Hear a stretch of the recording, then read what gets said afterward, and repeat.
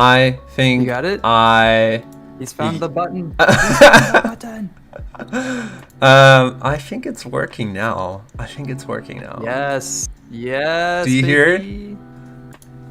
Oh god, the echo. Hold on, let me mute you. Oh, okay, yeah, please, yeah. Yes, we're good. Hey! We're live, baby. I'm so All right, sorry, Pogs guys. in the chat. Pogs in the chat for technology. Hey. Tuesday morning. We're really out here. We are. It's morning. We're getting some coffee. Sorry about the technical difficulties. That was Oh my God. that was a lot. I was like freaking out. I was like, how the fuck do I fix this? Don't panic. Don't panic. Okay, 1 sec. I'm just gonna move some things around here. Oh no, what have I done? What have you done? Oops, there we go. Okie dokie. Hey. I've just got a million things open, so it's all messed up. Okay, here we go. We're good. We're good. Okay. All well, right. Now that we're live, Esben. Yeah. Hi.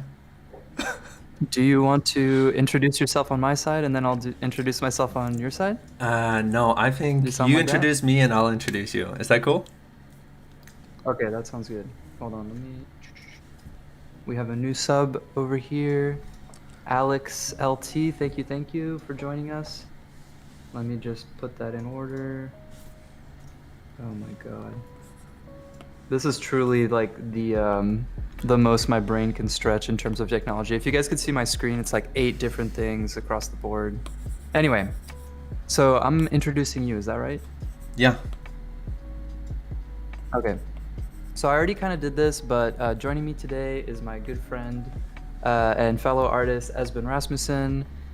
We were on Splash Team together for a couple years. I think I was one of Esben's first points of contact when he was outsourcing for us from Europe, and then he joined the team over in LA. He's still on Splash. I've moved on to Arcane, like I said, but Esben and I are good friends. We go on hikes together and hang out. And I'm very excited for him to join us. And then this is our D&D stream, because we're in a D&D campaign together right now. So are you going to be streaming your Brule campaign character, or just like random D&D characters? I am probably gonna do like random D&D characters. That's my thing. Right I might do the same, honestly. We'll see how it goes. There's a generator that generates like a random, like I think it's like who the fuck is my D&D character? I think the prompt generator. It's so funny. Yeah, so I think we're gonna take that on. We're gonna generate one, and then then we're gonna just sketch that. That sounds great. So yeah, Esben's Instagram is right there on the screen. And then if you guys have any questions for him, like maybe highlight your comment, because I'm like multitasking like crazy and I'm not gonna read every single comment, but we can ask him, or you can even go on. You're streaming on YouTube right now, is that correct? That's correct.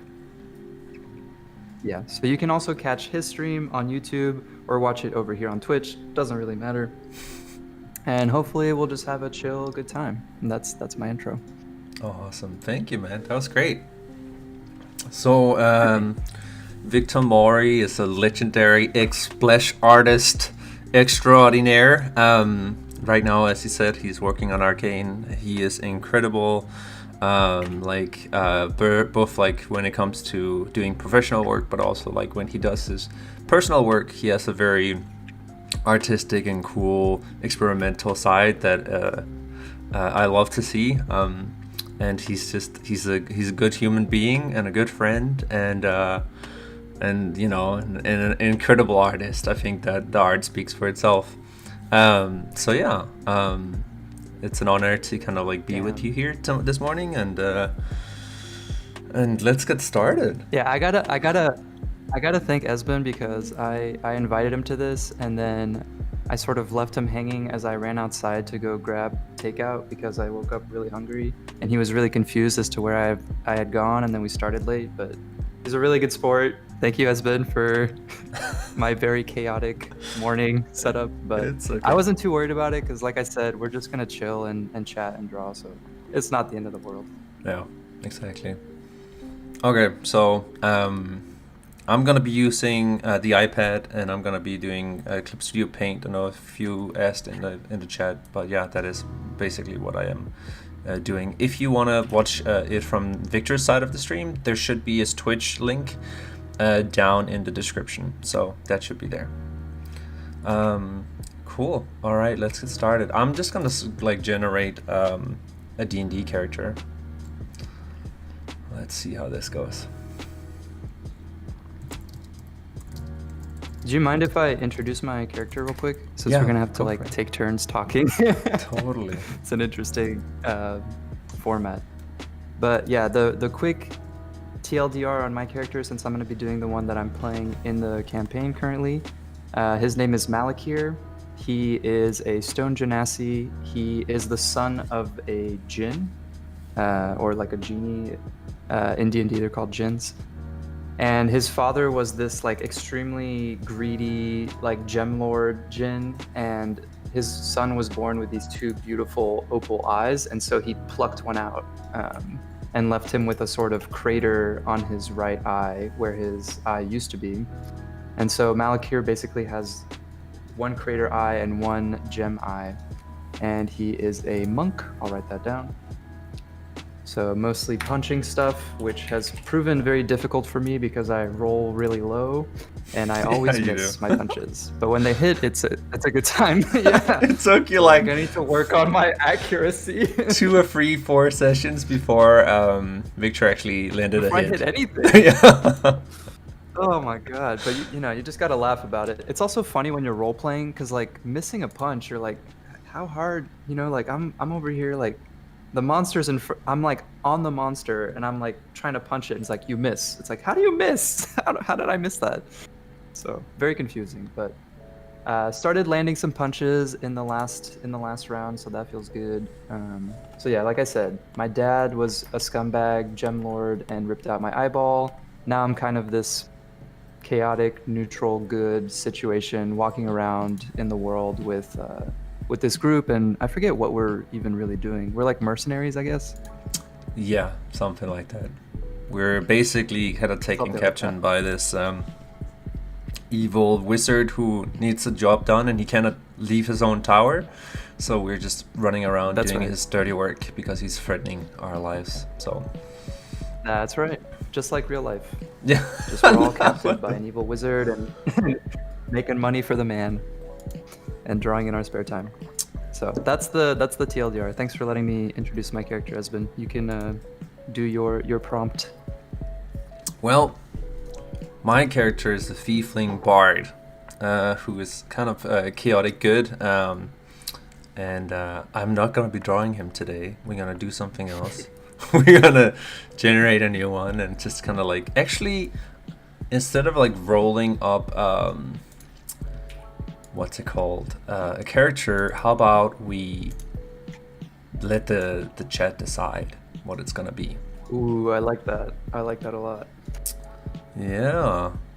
All right. So, dear chat, when it comes to our D&D character that we're gonna be gonna be drawing here today, what sort of race do we want it to be? Is it lizard folk, dragonborn, half giant, goblin, elf, human? What do y'all feel like?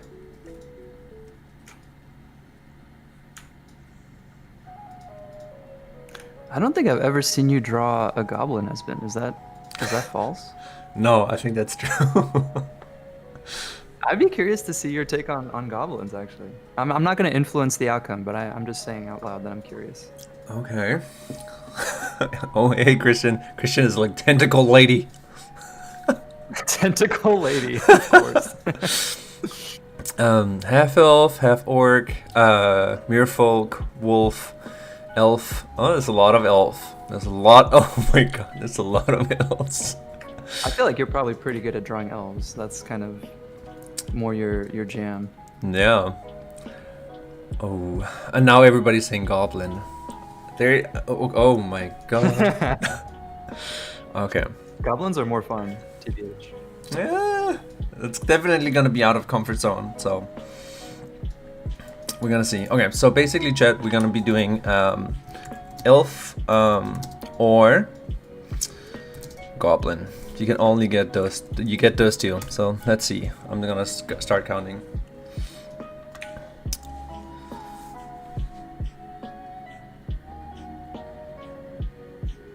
Elf goblin. Oh my god, that's a beautiful interracial marriage. That's very progressive. It is. That must have been a smooth talking goblin if he seduced an elf. Holy shit. Okay, it looks like people are mostly on elf. Yeah, elf is winning pretty hard right now. Okay, let's go. Let's go elf. In terms of class, what are we thinking here?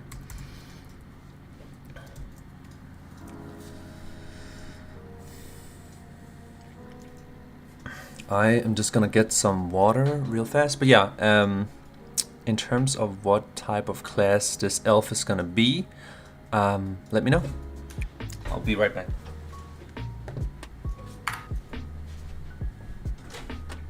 This is gonna be fun. I have a good feeling about this stream. I still need to see an Esben goblin someday.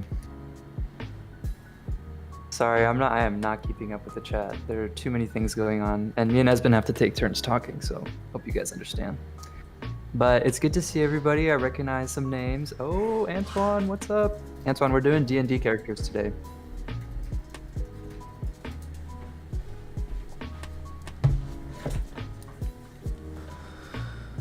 Okay, let's see.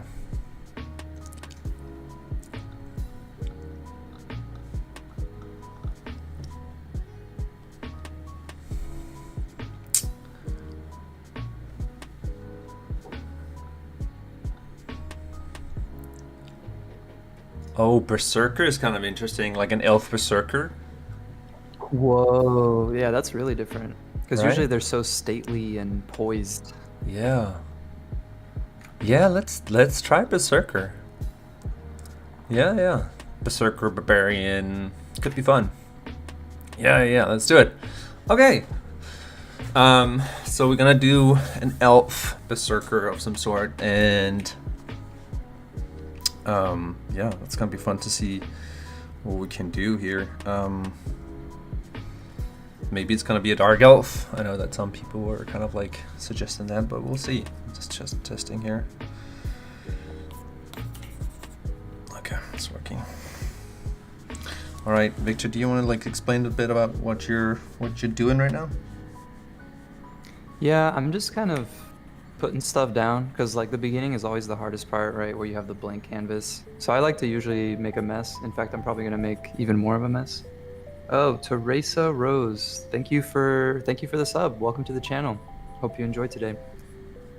So yeah, I'm gonna probably grab some texture brushes and kind of fuck up the canvas a little bit so it feels less scary to me. And then I'm just gonna probably make some shapes and improvise. Go from there. Nice. That sounds good. And you're gonna be doing Malak here? Yeah. Nice. So I don't know. I feel like I haven't like quote unquote found Malak here yet. Like I have those two sketches on the side which are pretty different. Like one is the portrait and the other one is like a body study, but I don't like either of them. I don't think they're quite what I imagine yet. So I'm gonna be I'm kind of searching for my character still, which is maybe a weird place to be, but that's the idea. Nice.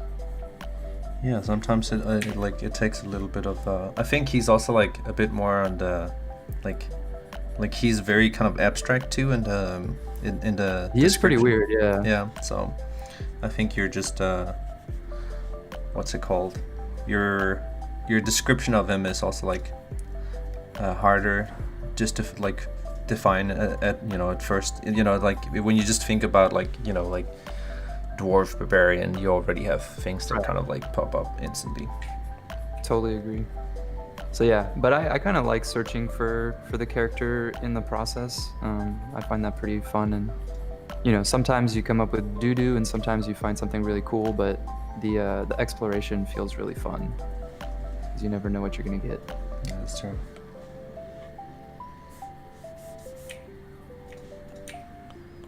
Let's see.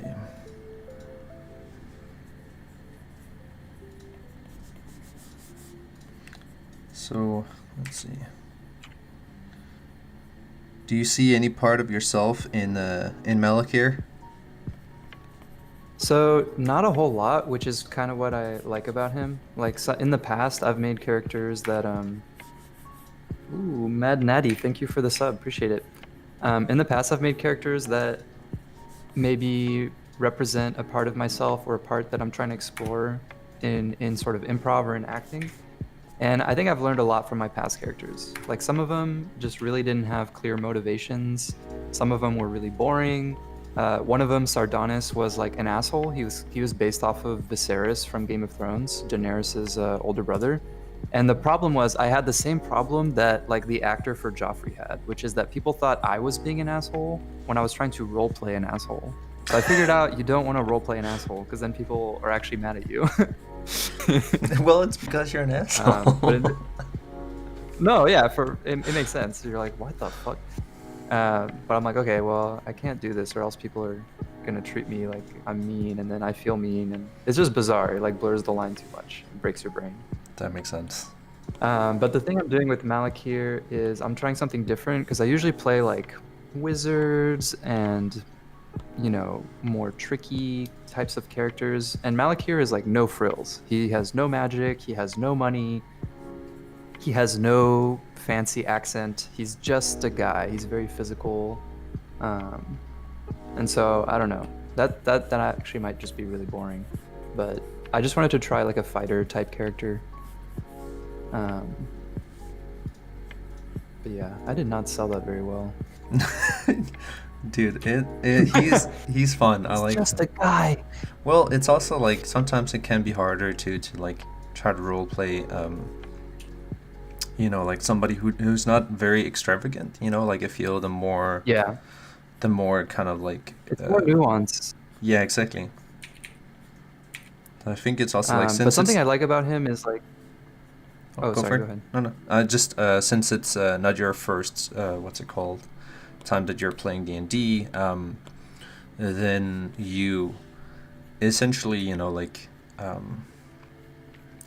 gotta experiment with what sort of character you want to do. So I feel like you're at that stage now where you're like trying to do something that's less not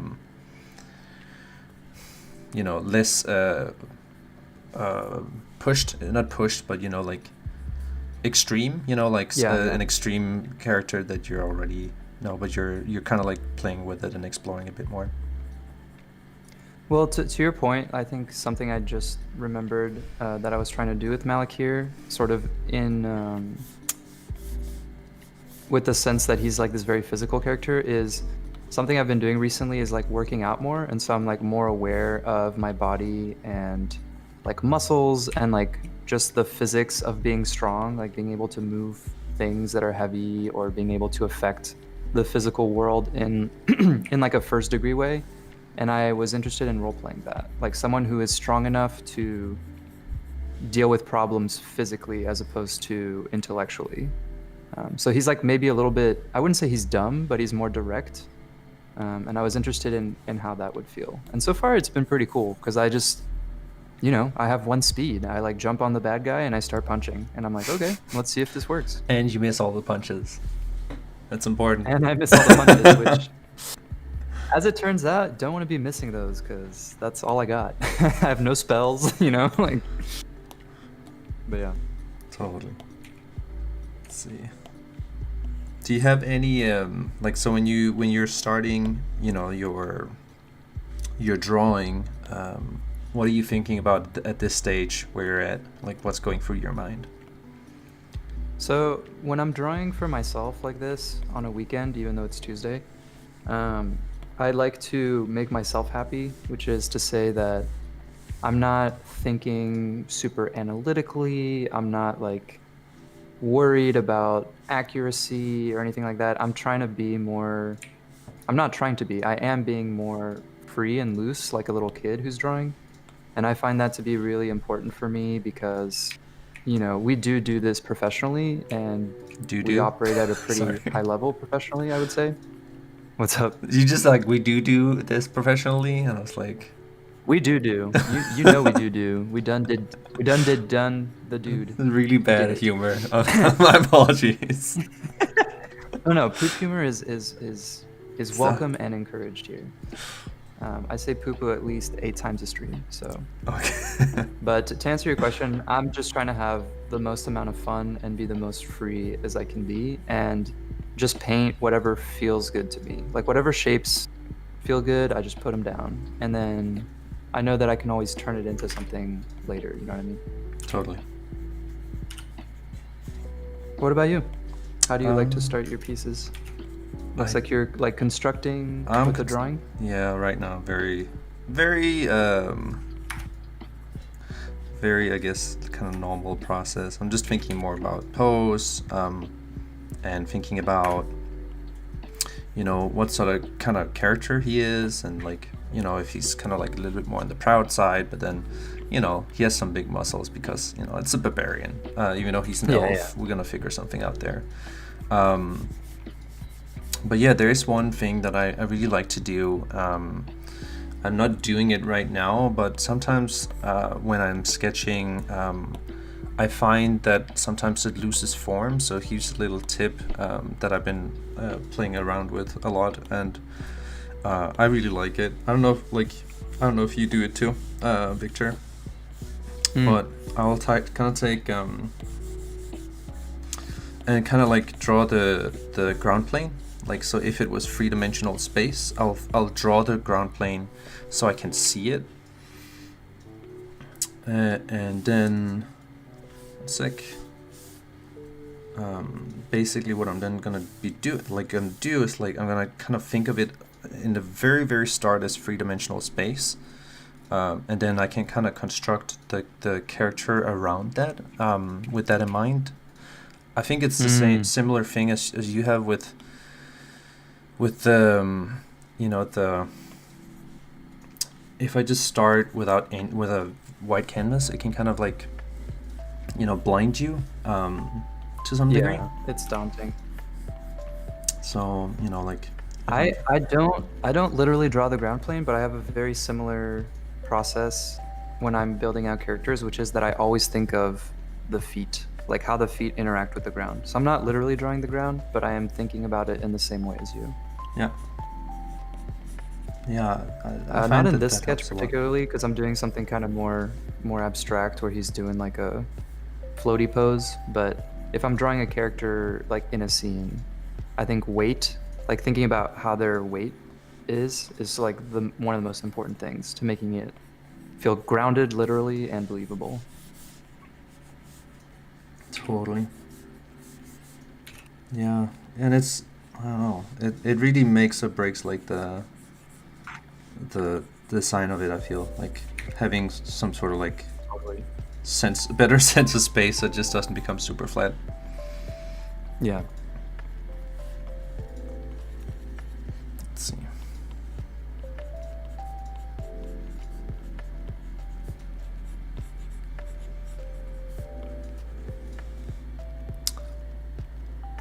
Oh, let's see.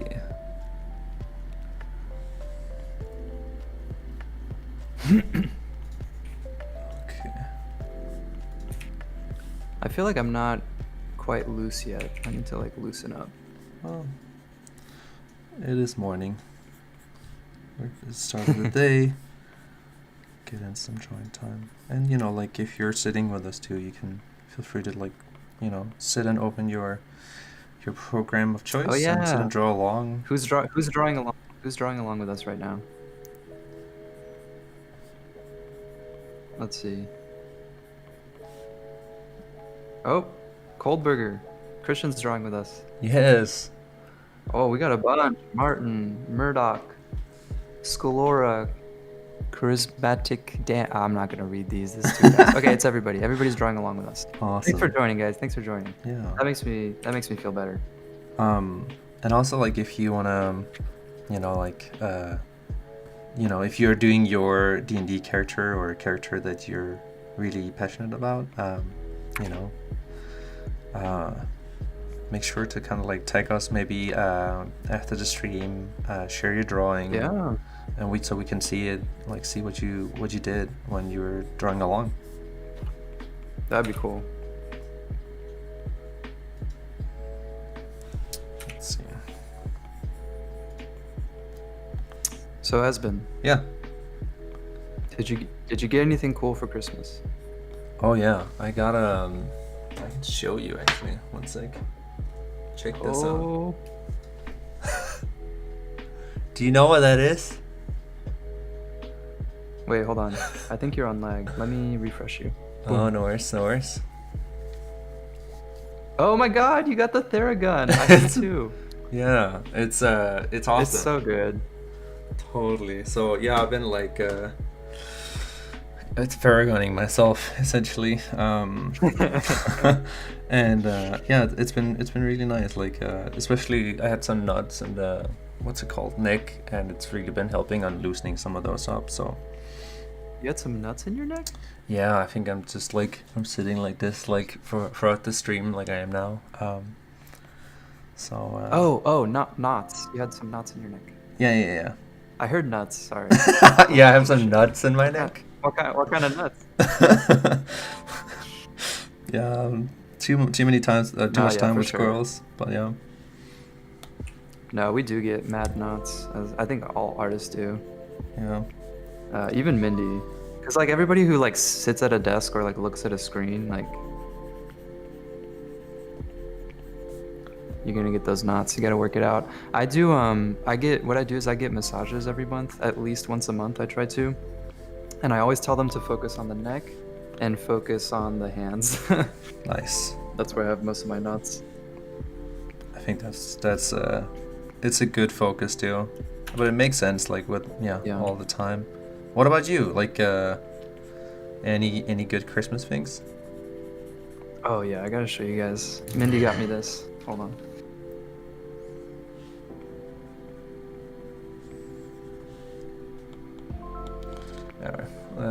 This is the first sketch. I don't really like it, so I'm just gonna It's continue. a on Lego ship in a bottle. Damn, that's awesome.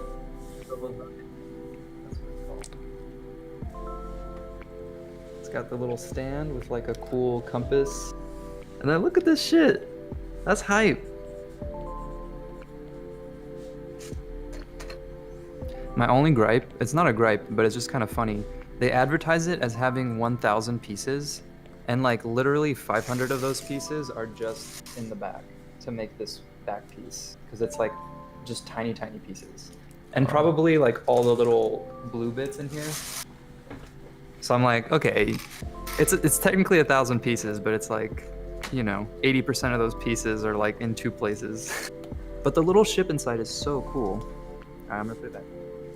It looks awesome, man. That's a good gift.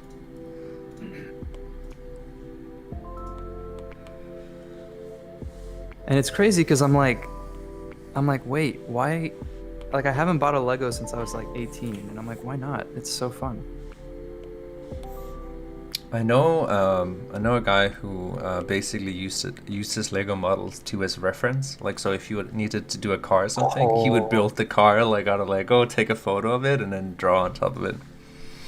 That's so cool. I have she got me a Porsche too, like it was a smaller one, but a little white Porsche. And that was the first thing I thought, is I was like, I want to use this as a model.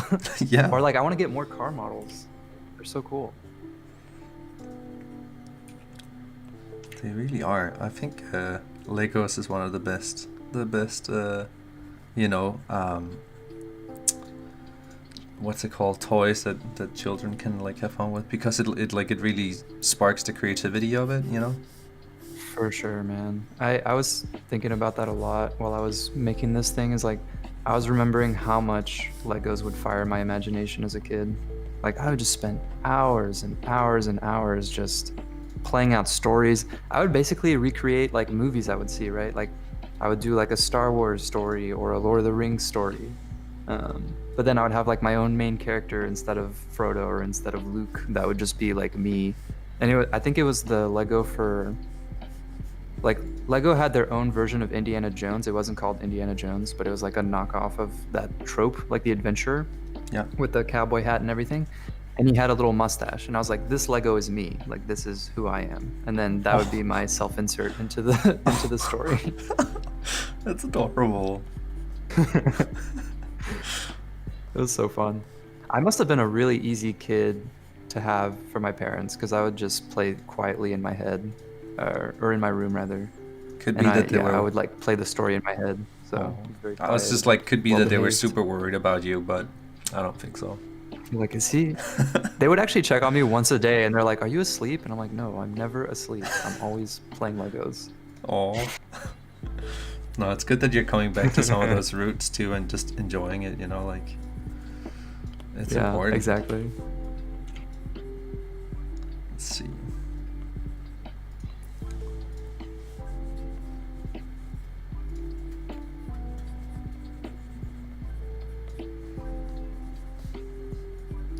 I'm just trying to think about some of the bigger shapes of this guy. What do you think about this Yeah.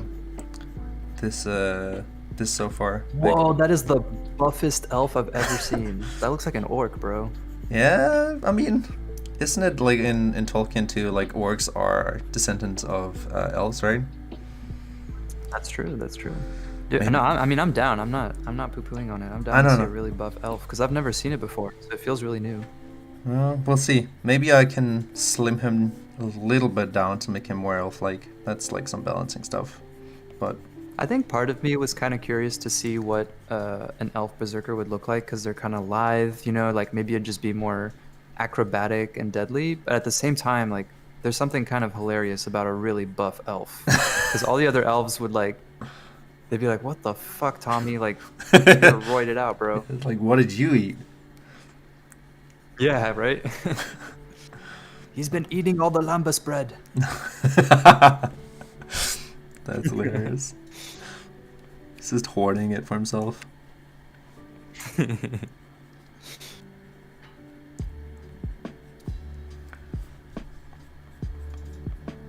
So are you gonna start like making a small Lego collection? So I already have like all my Legos from my childhood. I kept all my Legos. They're in my closet. And I was actually thinking of like maybe it was time for me to grow up and get rid of them. But then after getting this one, I'm like, wait, I love Legos. So I'll probably actually be getting more. I think that's good, especially also like if you like, I don't know, like combine it with what's it called? Or if you combine it with the drawing like references and stuff like that, you're like, oh, you know, Right. then you can kind of, it's almost like building up your own reference library. Mm-hmm. Yeah, for sure. Yeah, I need to check out what kits they have on the market nowadays. I saw that they have some really baller, like, they basically have this like Wukong mech that I'm sure is like extremely targeted at the Chinese audience, but I also want it. It's like an Evangelion but of Wukong. And so it's like the Monkey King but as a mech, and it's really sick. And it's like $300 and it's completely sold out. Yeah.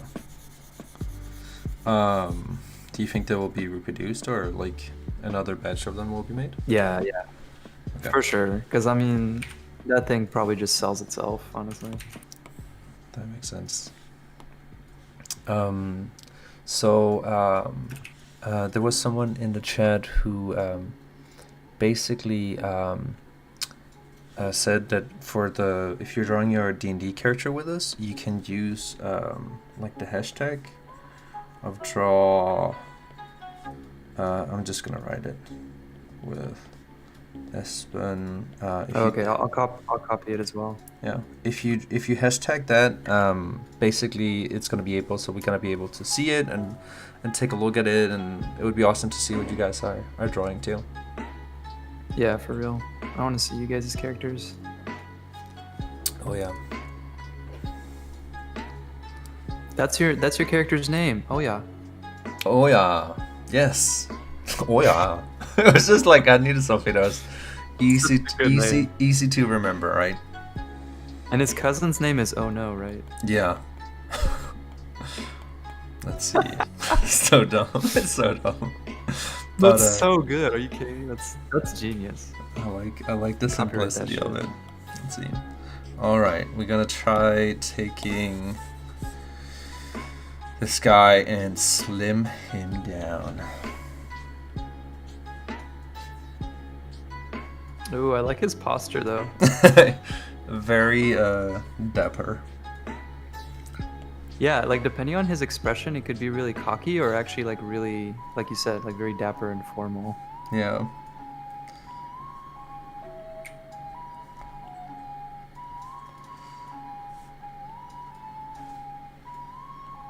So, a little tip for those who are out on the stream.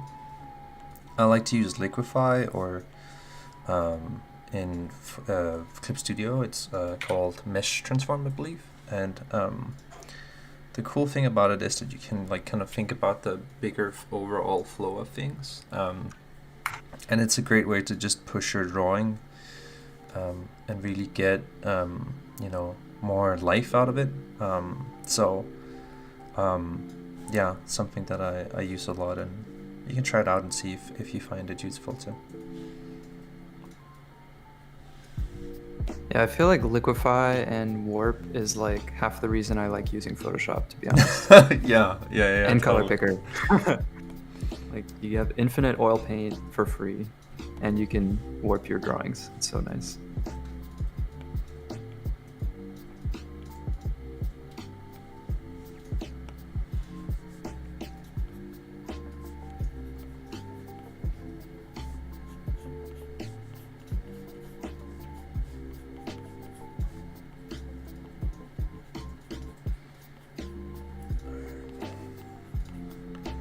Try to slim him down, make him a little bit more elegant. Ooh, I like those pants. Ooh, thank you. Yeah, I love poofy pants. Same. Those are like Echo style pants. I always put those on all my characters. But He's got Echo pants and the, Piccolo, like the Yeah, Piccolo yeah. collar. Piccolo Maybe I is should give him the shoulder pads. Mm. That's so cool. Fuck. I'll save those. Yeah, I don't know if he's deserved the shoulder pads yet. And then he's got like Popeye arms for some reason, but fuck it. I'm like, if you're drawing D&D, like if you're not making some crazy shapes, what's the point? I really like the shapes you're coming up with. They feel really pushed. Yeah, Wait, sorry. What are you talking about? Wait, what's up? Which I just said like when you're making a D&D character, it's like fun to push the shapes. Oh, and yeah. I like the shapes of your character so far. Thanks. Likewise. So one element of your character is the hands and the sand, right? He's very bound to the desert. Is that correct? Right. Yeah. Like, I'm not there yet, but something I imagine is like his skin texture is almost like sandstone. It's got those like those gradients and those layers of mineral, dirt, and like those beautiful desert textures that you see in stone. You know what I mean? Yep. I love that. So that's gonna be on his skin. Oh, we have a question in the chat. Yeah, bring it. We got a global Discord link. People can join your server. Yeah, can someone share that in the chat, the Discord link? I don't have it off the top of my head. But something I need to figure out for my character is the hair, because like something that feels weird is like a character that's made of stone or sand or earth. Like hair looks weird on that. Like you don't think of a rock as having hair. Like you think of a rock as having moss or you know what I mean? Like it's weird to have hair growing out of a rock person. Yeah. I like the idea I need of to moss. figure out what would fit. Moss would be cool, but moss I think of like more succulents. humid Succulents. climates. Yo, like little cactus dreads. Yeah. Oh my god, that would be Actually, so wait, cool. I love that. Right? Like Let me succulents is reference so one of my cool. own. I'm gonna reference one of my own succulences. Or wait. Succulents. Why did I say succulus? What the fuck? Okay, hold on. Let me grab one of my succulents. Okay.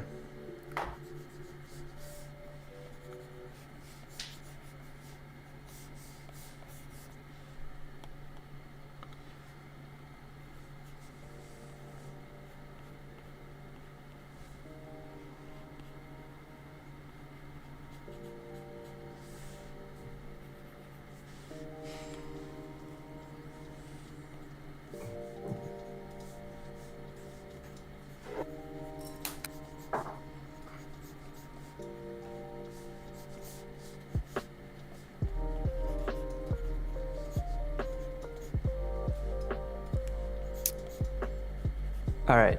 So we got options, chat. Option number 1. This little baby, which is like striped, little tentacle-looking shapes. Oh, your audio is Option one. your audio was a little low there. Oh, it cut out. No, you were just far away from the mic, I think. Oh, I see. Option 2. These like yummy little bulby plants. And then option 3. Oh, cactus. I like the cactus. I think I might do cactus. Or I could do a mix. Like maybe he has a succulent garden on his head. Yeah. Anything is possible.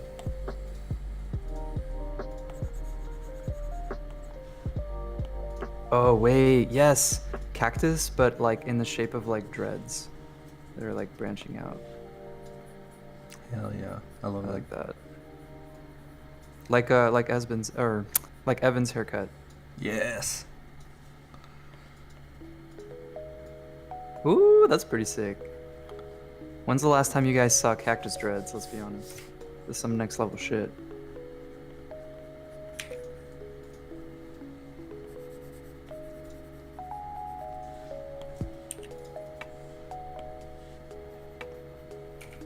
Yo.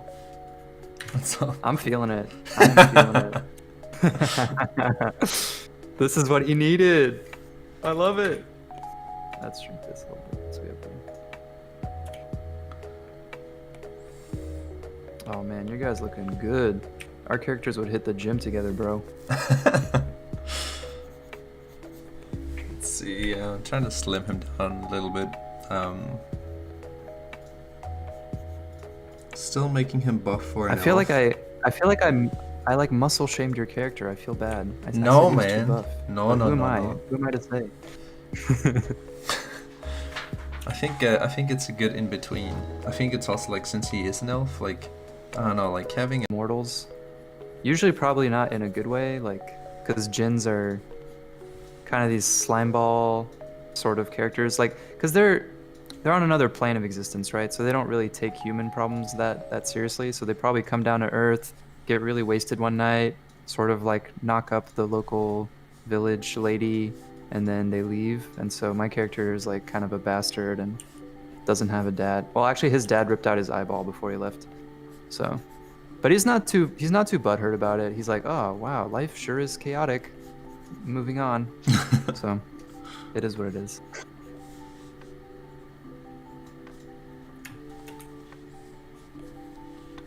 But yeah, Stone Genasi, mixing it up a bit. I think it's the first time I played with a Genasi too. Yeah, it's cool. I'd never heard of them. I don't know if they recently introduced them to D&D or what the situation is there, but...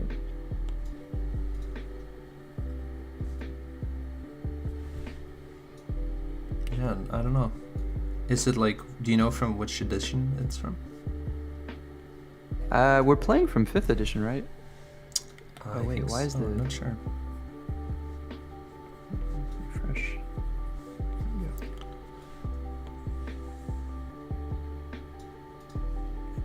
All right, what do you think? What do you think of the pose? Should we tweak stuff before we get into too much painting? Let's see. What do you want the post to say? Maybe a little contrapposto in the hips. That's a good question. I guess I haven't thought about it. I've been sort of reacting to just shapes, and I like the overall proportions. But I guess I haven't really thought about the story I'm trying to tell. So that's a good point.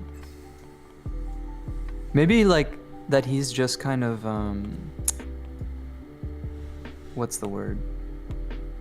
He's kind of just like looking around kind of impassively like, huh, like what's going on over here? And like what's up with this village and what's up with that demon? You know, he's kind of unfazed by stuff because like his birth, his very origin is so chaotic that he's just kind of like, I think he explores the world with a sense of sort of detached curiosity where it's like, huh, would you look at that? That's a wizard in a crystal castle and he almost killed me. I think it definitely has some of that. Okay. Like I think he's like more of a observing, you know? Yeah. And I think his proportions kind of feel like this sort of like sentinel or like watchtower type of person archetype. Always just kind of looking around.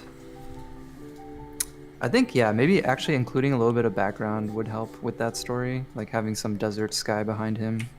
Yeah, that would be awesome. Like that. Like if he's like in a little bit of a, what's it called? It's in a little bit of a environment. Yeah. Let's see. Okay. Sorry, there's a question about Clip Studio Paint, and yeah, it depends. Right now, Clip Studio Paint is starting to go over to so that's the program I'm using essentially, but they're starting to go over to more of subscription based. So I think right now, if you want to have it at least for the iPad, they're asking for subscription based payment. Yeah, I know that you can still get a standalone version for PC or a Mac of the program, and it's fairly cheap, honestly. And I highly recommend that if you don't like want to pay for Photoshop, then Clip Studio Paint does have a lot of really good tools and everything. So yeah, highly recommend it.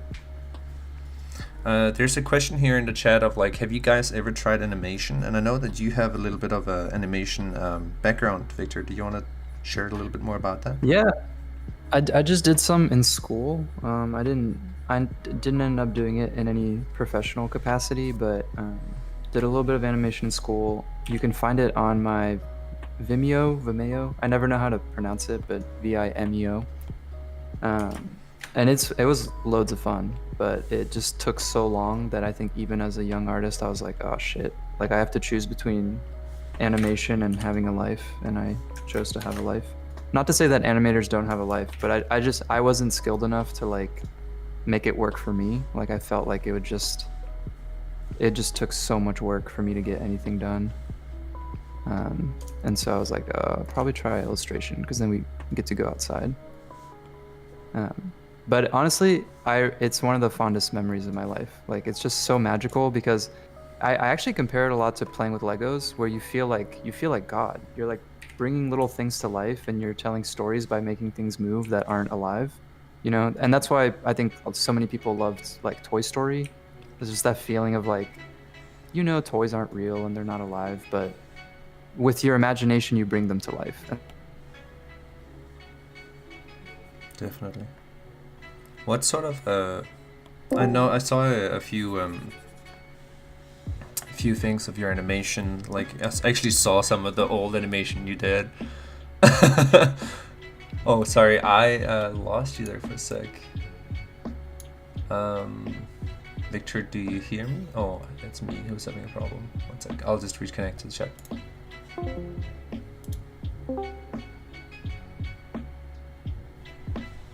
Interesting. One sec. Let's see.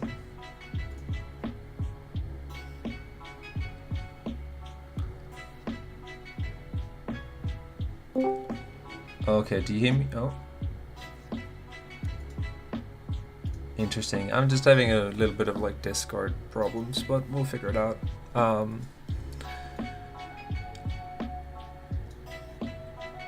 Sick. For right now, basically, guys, it's just saying like connecting to Discord. So I don't know. Discord is having some problems, which it sometimes does. We'll figure it out. Try to just refresh.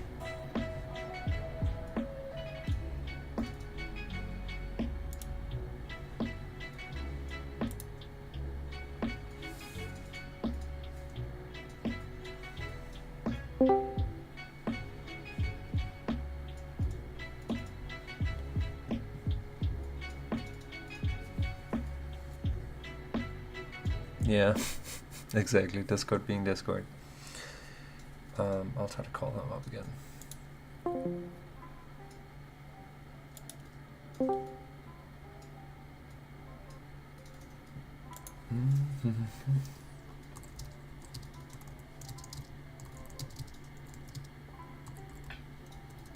Sorry about all the difficulties. Are you gonna?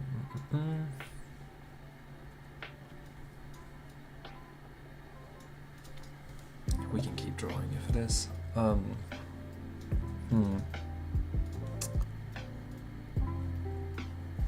See if Mr. Victor catches this. He's probably just waiting, but it just keeps on saying connecting, so well, we'll have to see.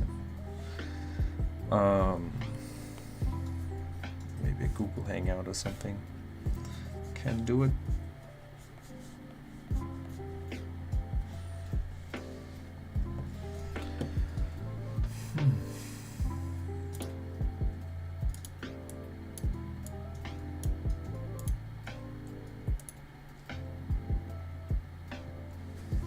Also, yeah, oh, yeah, Iris, what's it called? Hey! Sorry, we lost audio on you for a minute, so I don't know if you were talking. No, I was trying to reconnect to Discord with some problems, but I hear you now. Oh, okay.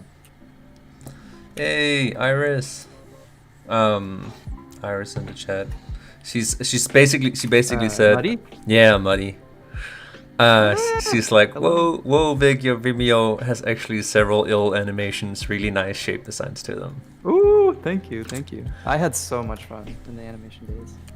But yeah, it was like working freaking, 12 hours a day for months, and then you'd have like a 10-second animation, and you're like, oh shit. Yeah, sounds like animation. It's the cost of bringing something to life. Exactly. Yeah, you're trading your life to bring it to life. It's almost like equivalent exchange, right? Where you're like, I trade my life source to put it in this inanimate object.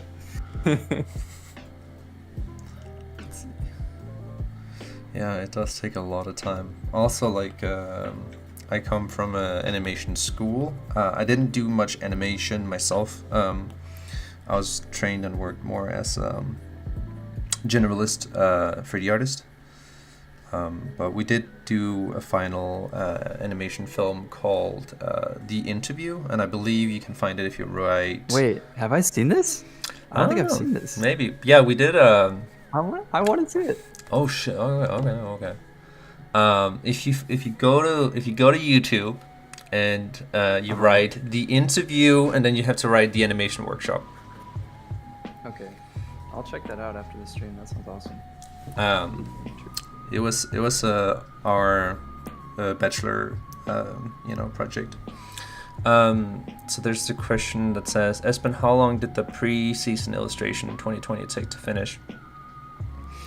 So it took around 8 weeks to finish, so about 2 months. With so when we're working on the team too, there are other responsibilities that sometimes come in and take a little bit of time too. Well, yeah, about 2 months, which I feel was a good timeline for it. Just because it was a pretty big piece and there was a lot of things that was shifting all the time. So the items were still being figured out. So I wasn't quite sure what kind of items I needed to put into it, which was tricky. Yeah, so the items were changing all the time, so I was like recomposing the picture as I was trying to push it along, which was insane. Classic. Freaking classic, bro. They always do that shit to us. It was honestly, like, the team was really awesome to work with, and it was just the circumstances of also, like, I wanted to go like really ambitious with that piece. So part of that is also on me, but I think the timeline was really awesome for it, because like with the changes, and then I got some extra time. So honestly, it was super fun, and a little bit of a half marathon, but I thoroughly enjoyed it. But yeah, let's see. So I have a question over here. Let's see. If you could restart your art journey and choose anything different career-wise, would you choose a different path other than studio work?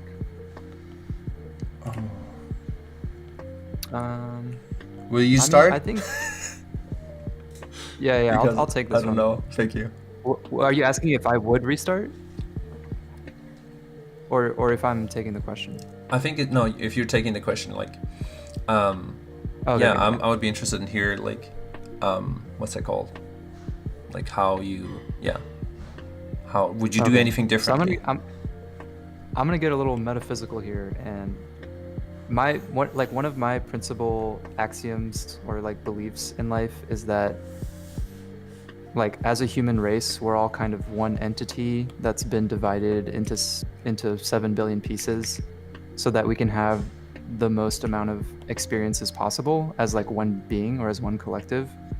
Like, you don't necessarily have to like follow that line of thinking, but based on that sort of general idea, I like appreciate everybody's journey and everybody's place in the world, because to me it's like you're enriching sort of the macro collective of human beings, and so like everybody's probably having an experience that is interesting and valid, like regardless.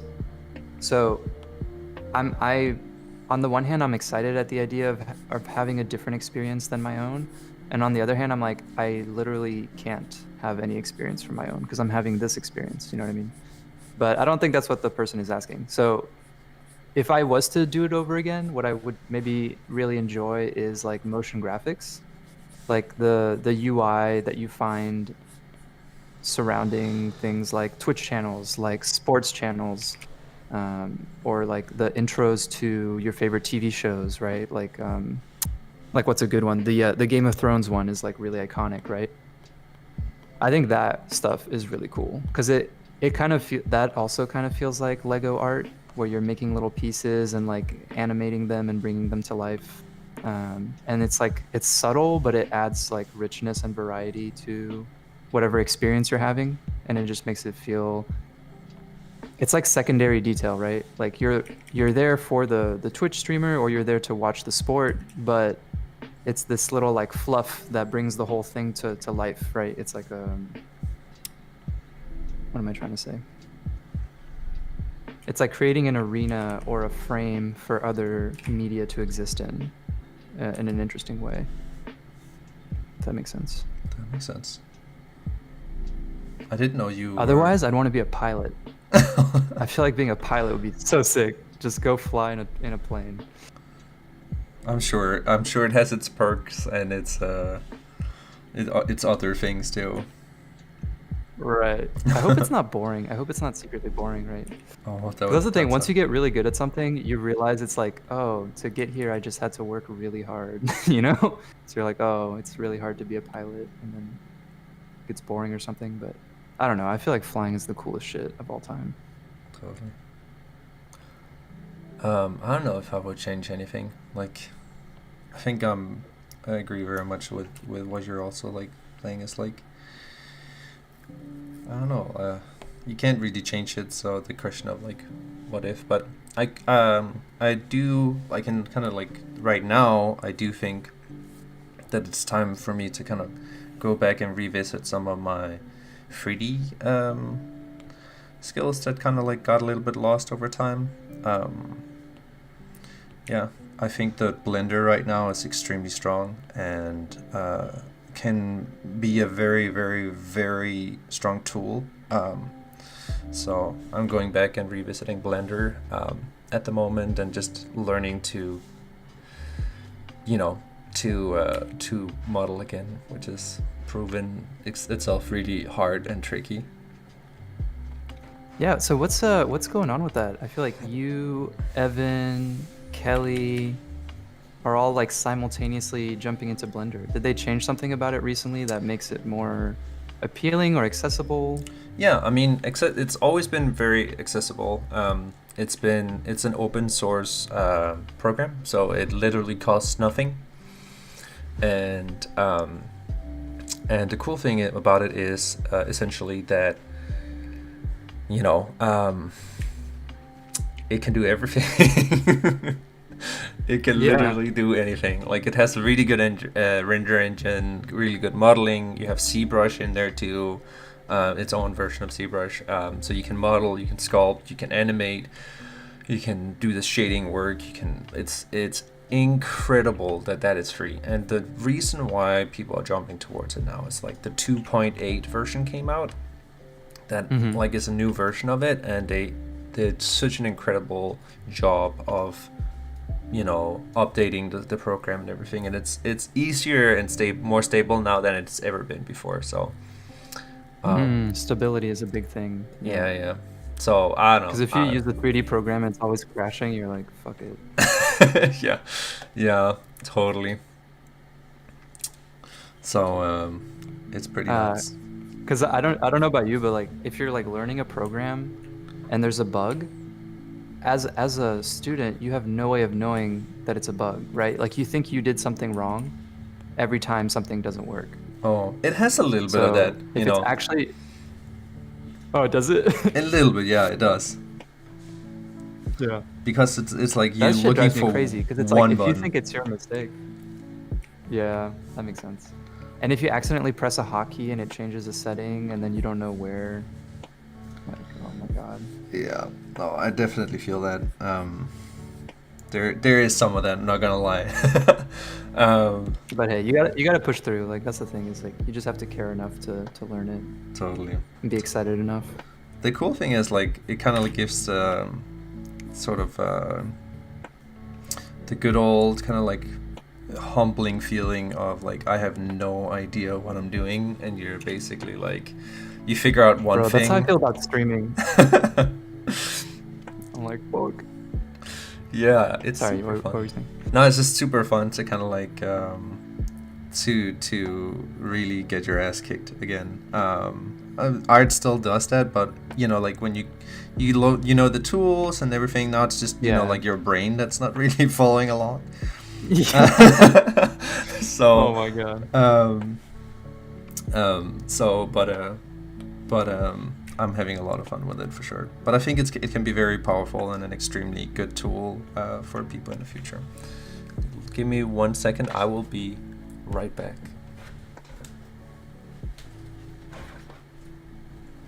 All right, quick guys. While Esben's gone, I can answer a question. Oh shit, you guys have been typing up a storm.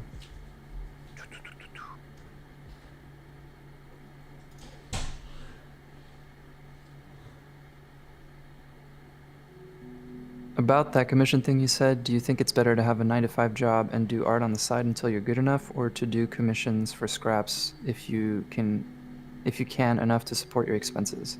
You can't cover your expenses with $20 commissions. That's not a thing. There's no way you could do enough commissions to survive on $20 a commission. Don't do those. You need a real stability in order to be creative and to make good work. You need time and you need stability, right? So if you're always panicked about money, you're gonna make crap work. And if you're only charging $20 an hour, there's no way you can make enough money. So, do the math. Like you can't. It's not a good game plan. Is it okay to reach out for critique advice individually? I don't have time to do that individually, or I would have to charge for it. I have seen on some of Alex's splash arts that there's a fair amount of chromatic aberration on areas. Do you know how this works and when to use it and for what effects? I think Alex uses it for different reasons and in different ways depending on the splash. But ultimately, I think it just comes down to contrast. Like sometimes you use it for the parts that are out of focus, sometimes you use it for the parts that are in focus. It's just about like playing with it, I think, and seeing how it feels. How do you guys feel about tracers? I don't know what a tracer is. What class is this character going to be? He's a monk. And I do want to hear Esben's thoughts on commissions as well, if you want to revisit that question. Yeah. What's So up? Esben, are you back? I'm here. Sorry, I need to have a bio break there. No worries, no worries. How do you feel about commissions? We had someone asking earlier how much they should charge for commissions, if they should do commissions, and stuff like that. I was kind of making the argument that it's not worth your time. Like if you're charging $20 commissions, it means your skill's too low and you need to be working on your skills. And if you're charging $100 commissions, it means you're already like an established artist probably, and you're just doing it for fun at that point. Yeah. But they wanted to hear your opinion on it. Yeah. I don't know. I think commissions can be good. I do think, definitely make up, like some rules before going in. I think that's important. Like you need to kind of like agree and set expectations and clear boundaries, for example, of like how many feedback rounds.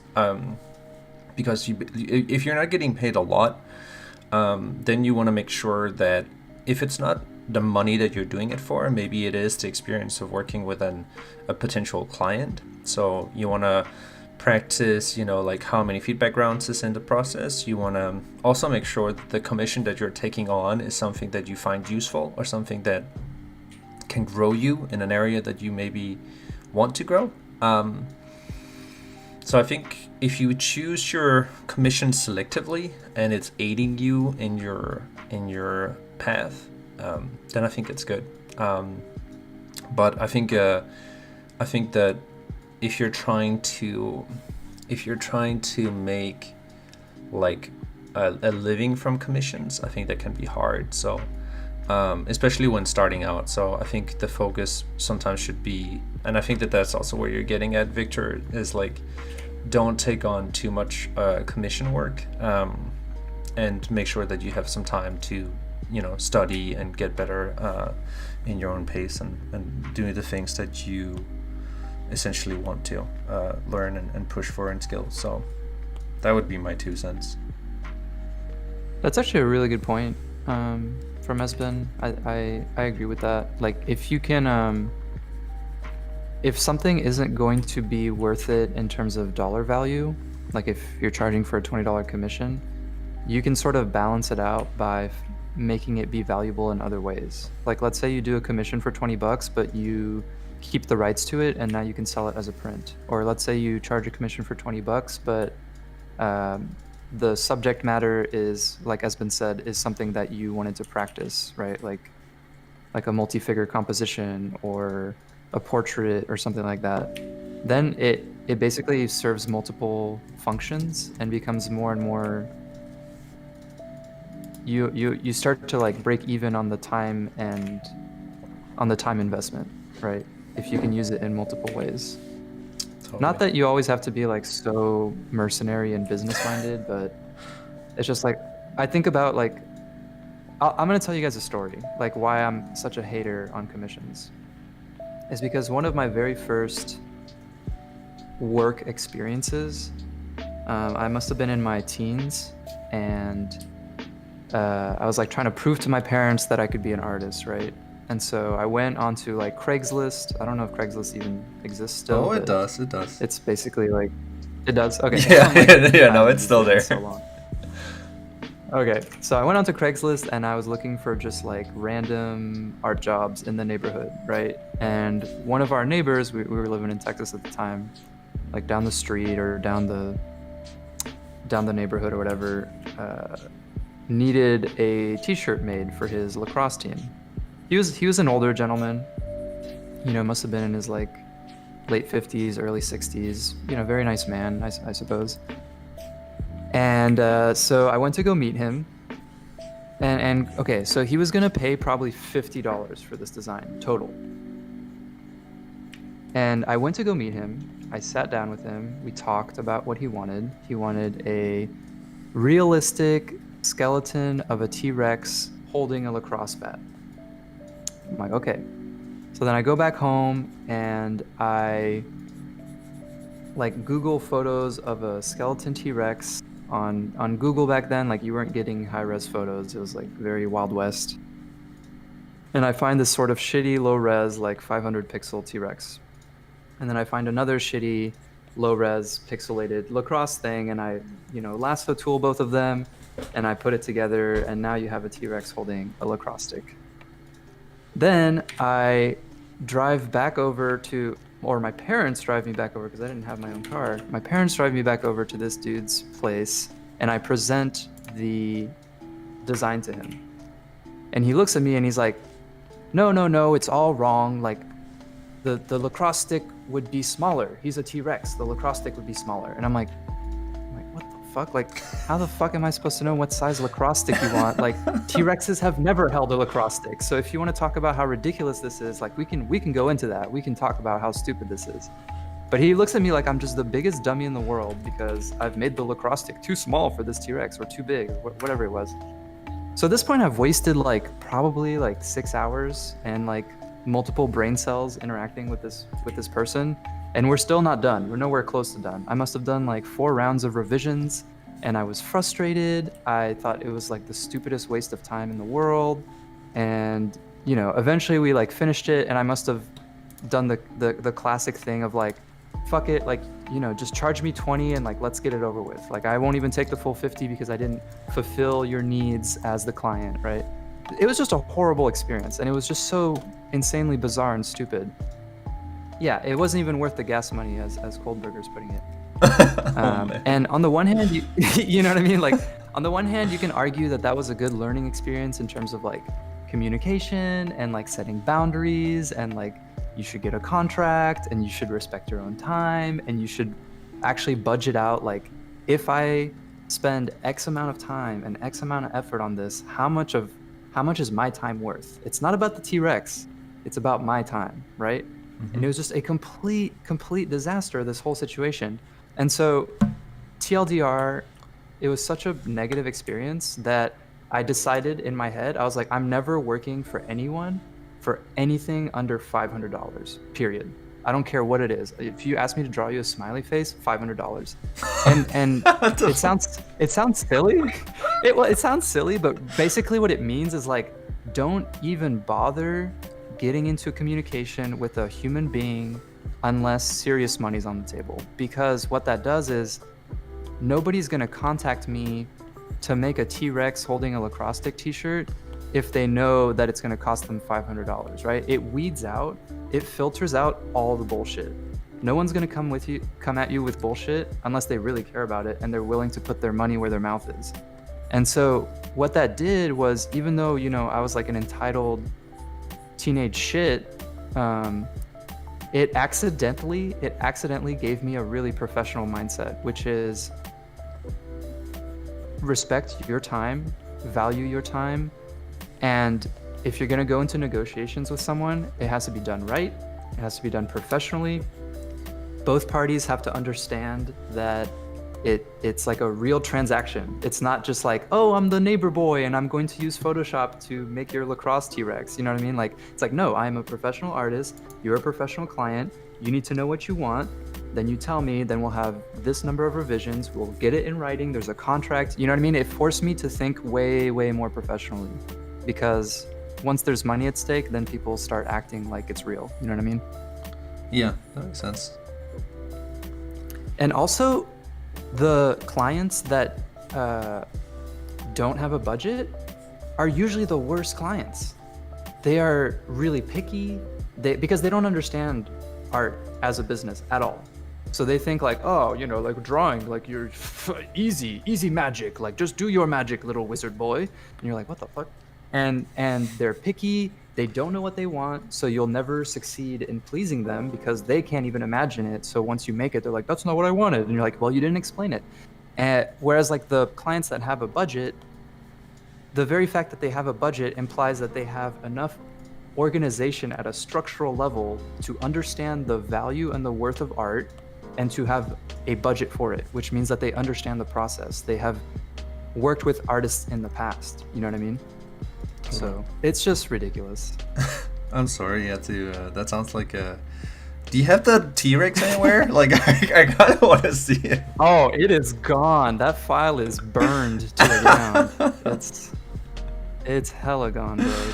Oh my god. But I'm telling you guys this story, like, it's really funny to think about now, but I'm telling you guys this story because, like, I feel really lucky that I got scarred by that, because it made me take myself more seriously, and it made me take the business of art more seriously. And if I had had a really positive experience, then I might have been doing $50 commissions for all the neighbors for a really long time, and I wouldn't have made any money. If you have one $500 job, and it takes you like a week, then you've made 10 times more money in a week than you would have with the same guy asking for one thing and giving you 10 rounds of feedback. You know what I mean? So it's pretty wild. So in all Oh my in all, God, yeah, I think yeah. the conclusion was it was a good experience despite being a shitty experience.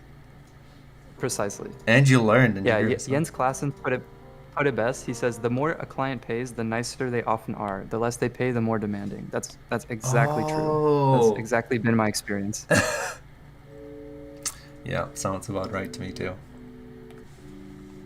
So that's why I'm poo-pooing on commissions. Like, the reality of it is, like, I love the idea of commissions. Like, I love the idea that your friend, like, invents a D&D character and they want you to draw it. Like, I think there's something really beautiful about that. But the problem is, as soon as you involve money, it's like, it's complicated. You know what I mean? Like, you need to protect yourself and your time, and you need to make something that is worth their money, right? So all of a sudden you've created this power dynamic that's just like a little bit more complicated. Whereas if you're just like drawing something for your friend for fun, then there's no pressure. It's like, oh, we're just doing this for fun. And unfortunately, one of the downsides of becoming a professional artist is you kind of have to sell your soul in a way where you have to acknowledge that it's like, this is not my hobby. This is how I pay rent. If I don't get paid for my work, I will not have a place to live, right?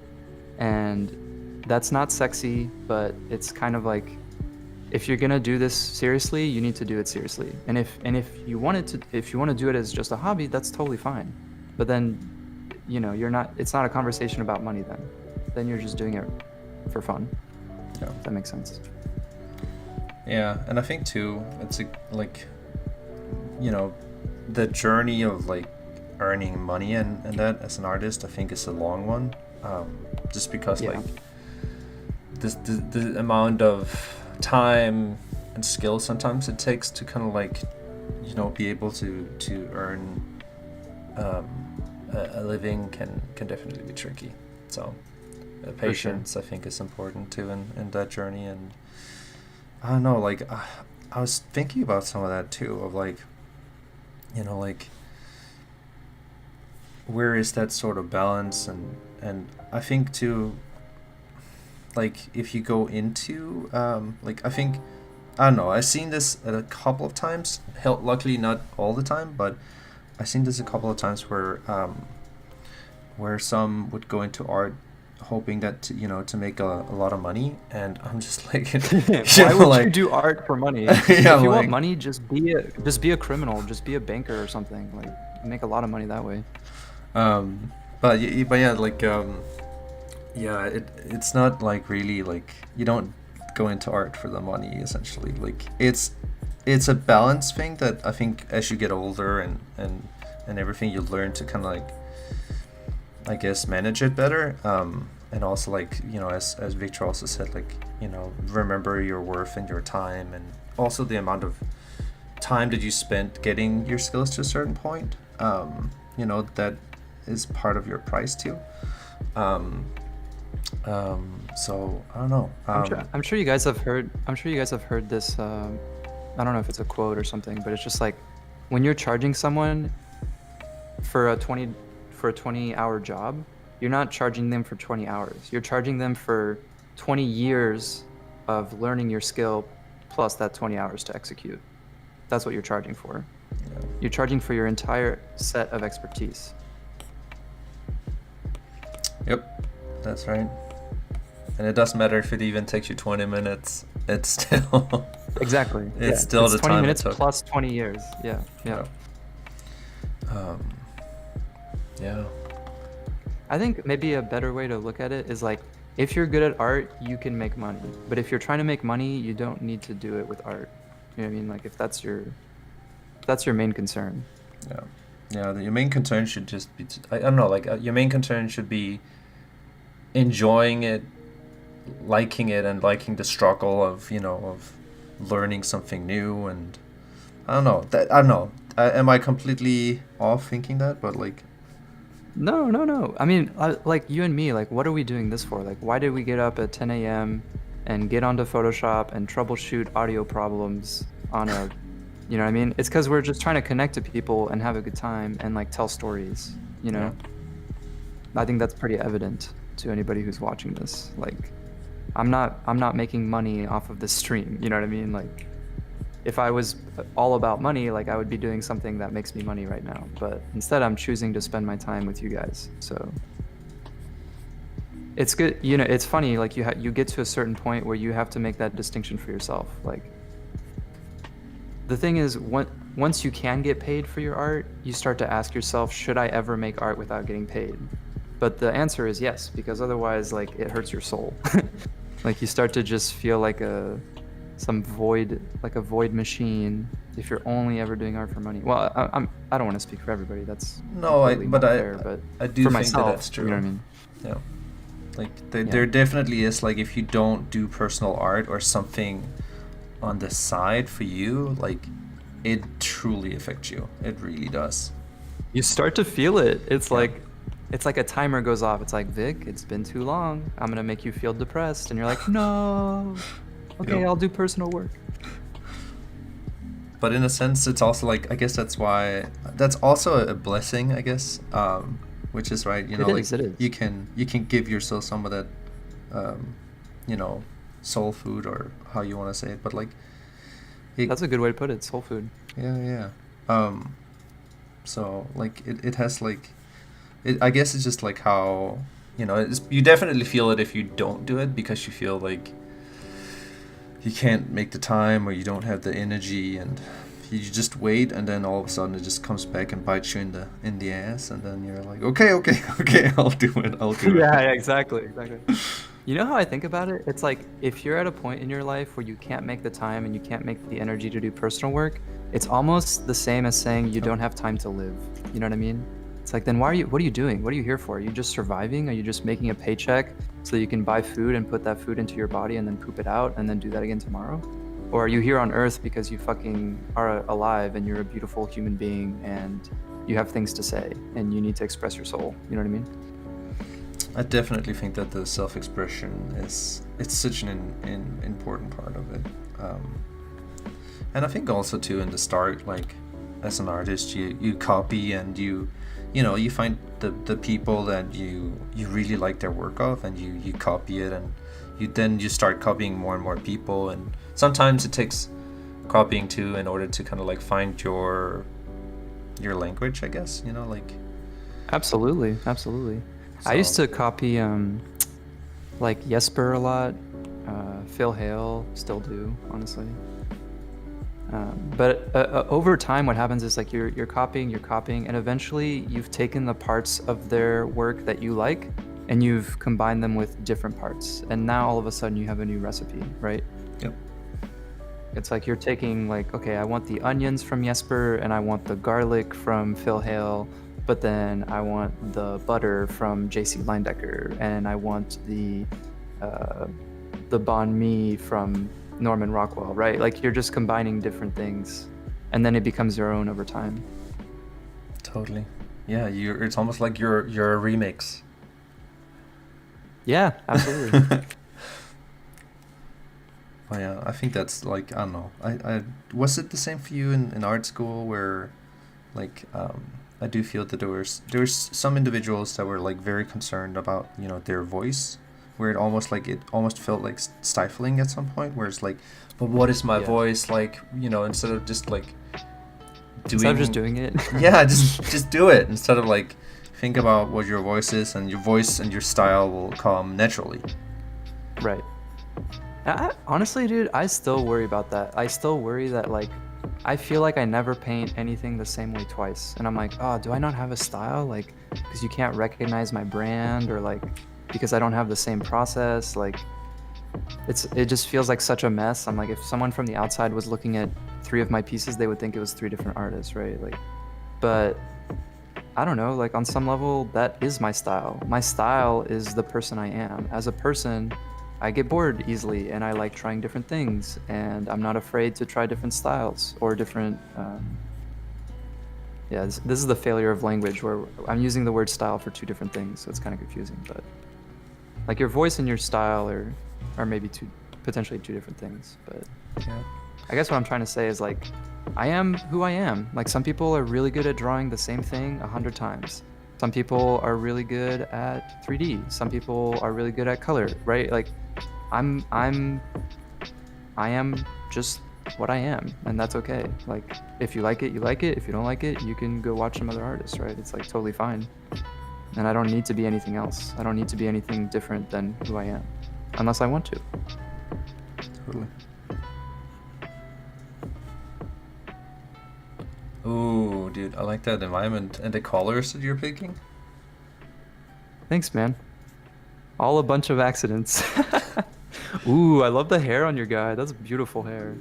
I mean, you Luscious. cannot be an elf barbarian and not like have very amazing Gorgeous, hair. gorgeous long blonde hair. Right? It's like I just imagine like he takes out the bun and when he starts to enrage Yes. and like that Yes. that hair would just like be all over. I know.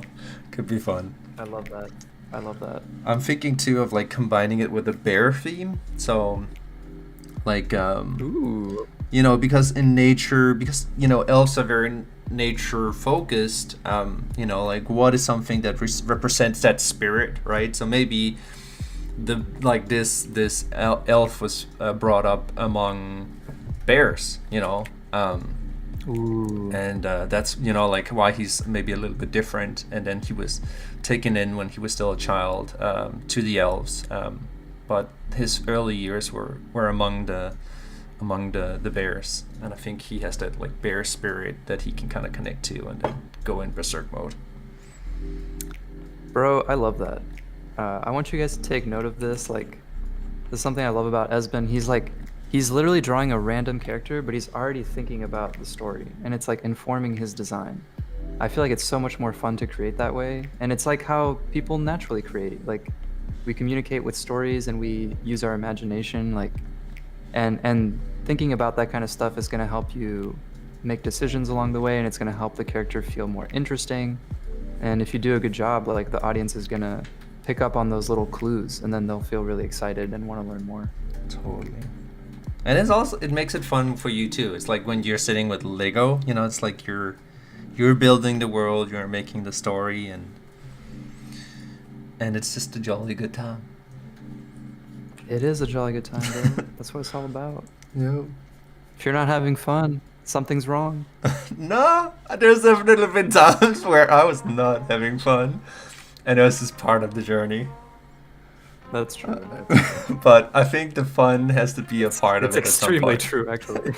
Yeah. Where Well, I like, guess that's what I'm saying is like if you're drawing on your own time with your friend, like you're creating your own fun time, probably because you've had a not very fun time at some point during the work week. You know what I mean? yeah, and you know, like I guess it's your own sort of like. I think that the fun part also comes in with maybe some of the personal, you know, time and studies, and I don't know. I'm really enjoying this. And I am having a lot of fun. But you're right. I mean, in a certain way, we've paid our dues. You know, we've put in the hours, and we have many more hours to put in. Like it's not over.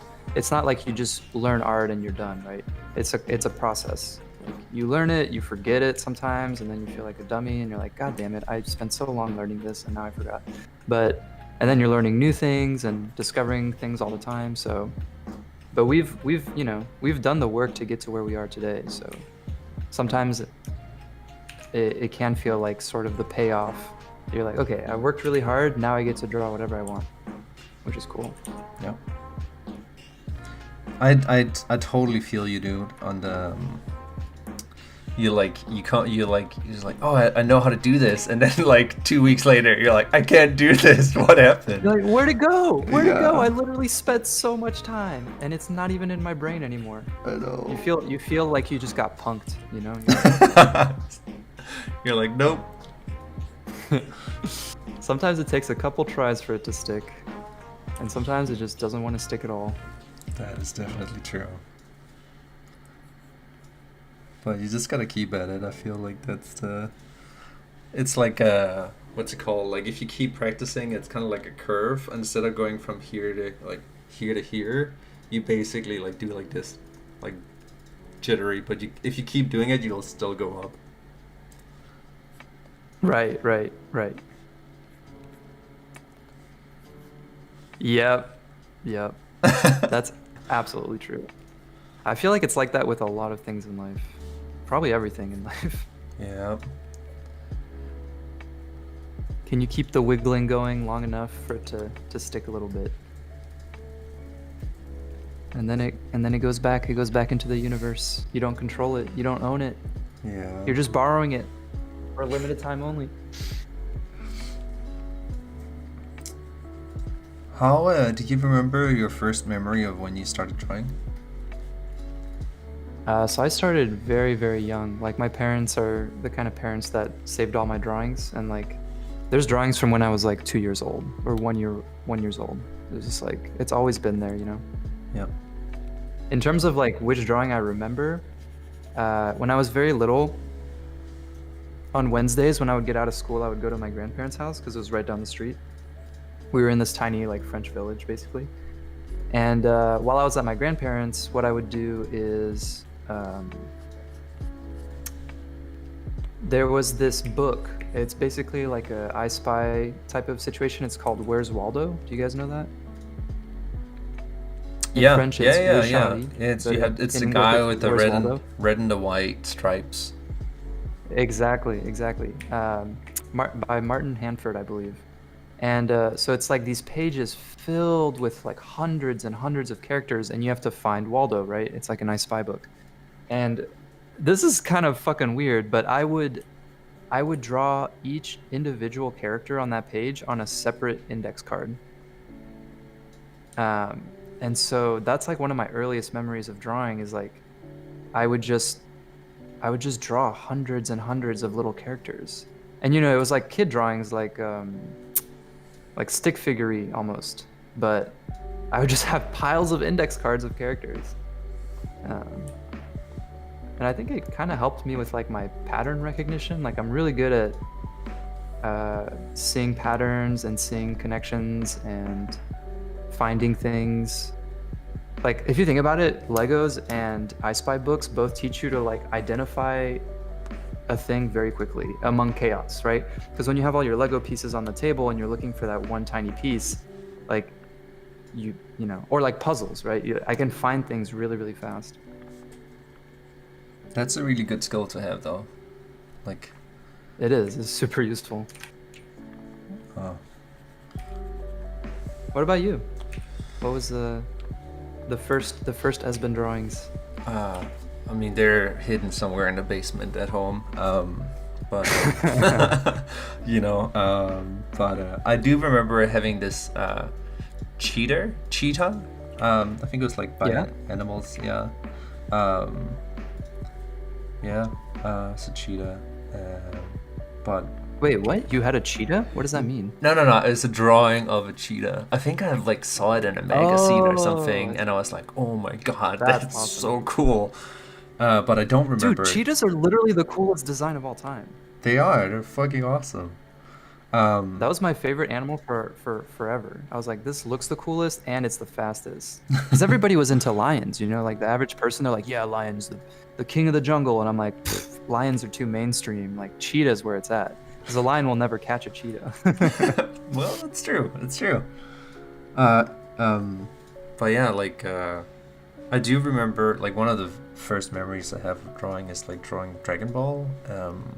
Oh yeah, for sure, man. But also doing stick figure wars. I don't know if you ever did that, like, but in school. Yes. Yeah. We'd have like with stick figure, we'd like draw the map, and then you basically just draw stick figures like shooting each other. Oh my god. You're bringing back like the best memory of all time. It's almost like did you play Worms back in the day? Worms? Yeah, like Worms. What? Wait, what is Worms? Did you never play Worms?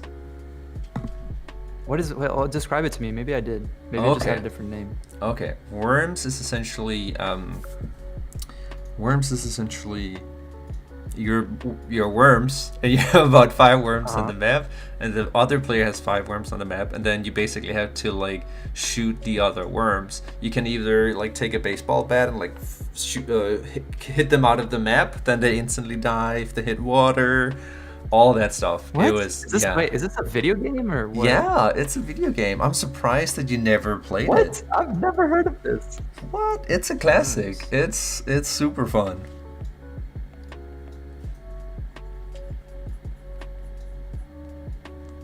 All right, I'll have to look that up. Yeah, we should give it a go. I think you'll like it. But yeah, we'd sit and do that, and it was a lot of fun. Worms. I feel like I'm missing out.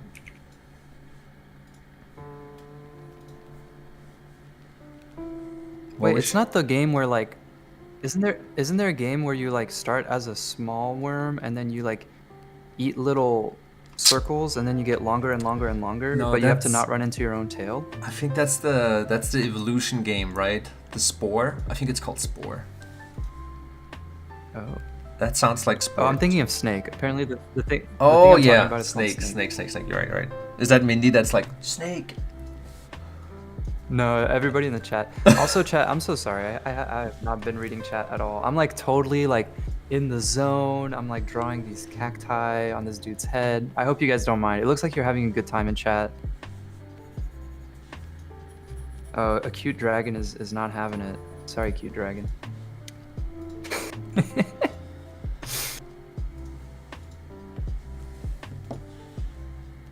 Relax and enjoy. Okay, yeah, we're chilling. We're Yeah. chilling.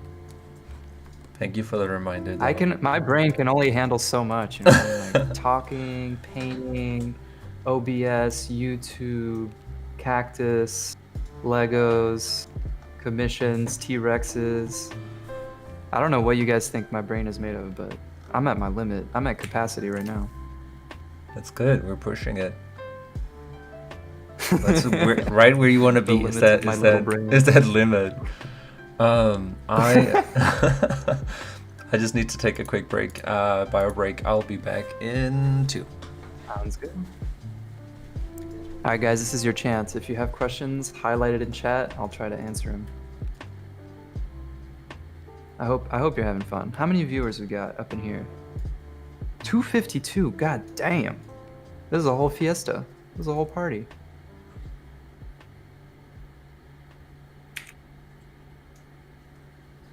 We're beating all the records. Yeah, just a week ago we had like 100 or like less than 100 viewers, and now we've got a whole community buzzing about. I love that. I love that you guys have a good place to hang out, and obviously Esben's the shit. Are you French? Yes, I'm French. For both you and Esben, what splash art took the longest to work on? I don't recall. I'll ask him when he gets back. Where should we post our sketches afterwards? Discord channel maybe? Or the internet? Just throw it into the void. That's what I do.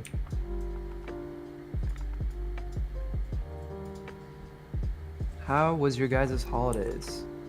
Pretty chill, like very uneventful because COVID, so not a lot of like parties or hangouts, which is big sad, but trying to stay safe, trying to just stay cozy and ride it out, you know. I feel like vaccine's almost here, it's not the time to fuck around.